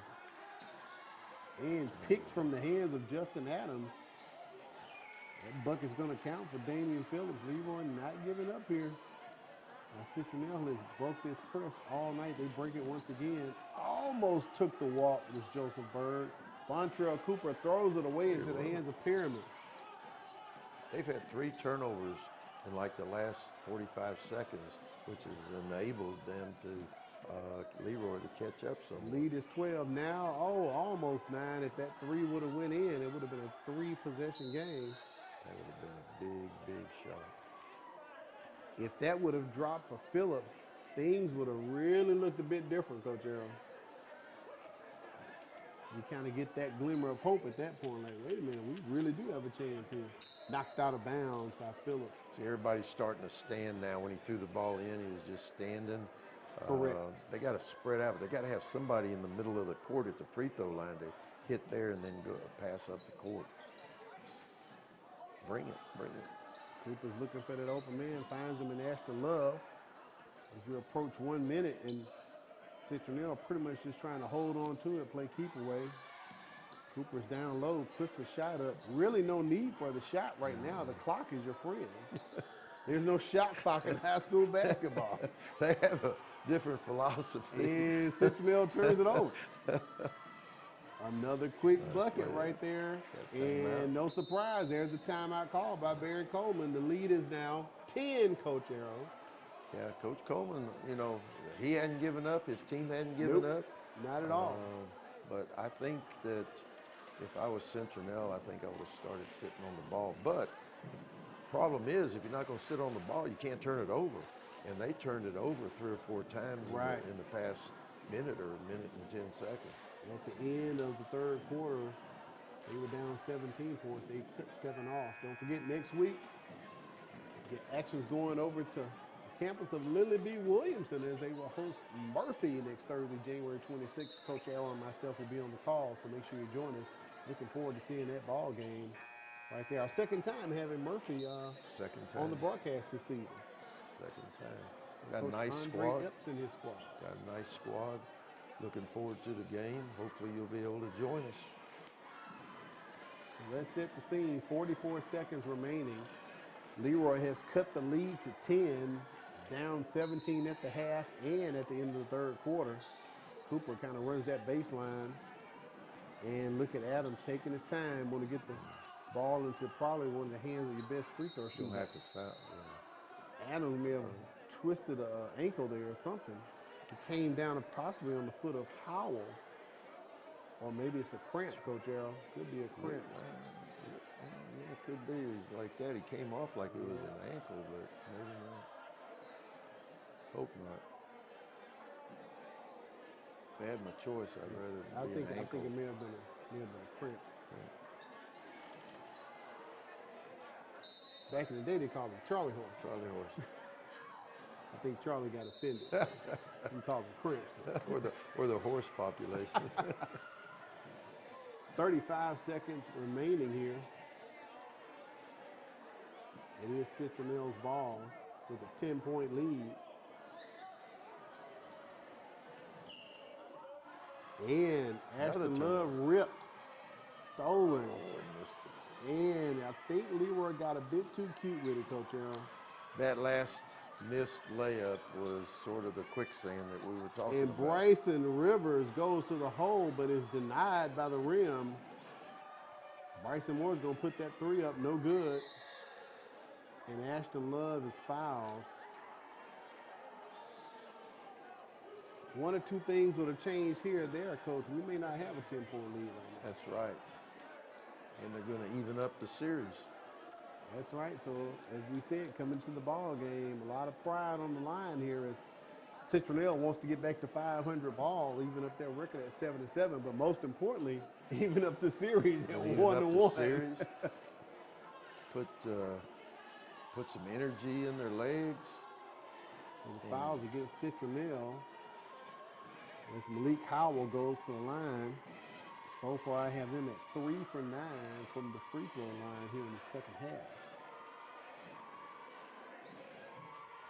Well, it turned out both bunches at the end were fighting all the way to the end. Character shows up where they could have very easily folded and got their heads down, but Correct. They fought back and made a game of it.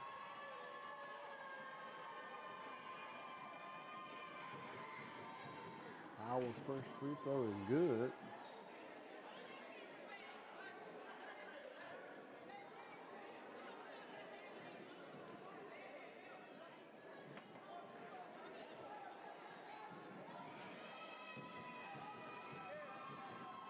Coach Coleman was teacher of the year. At Leroy? Last year.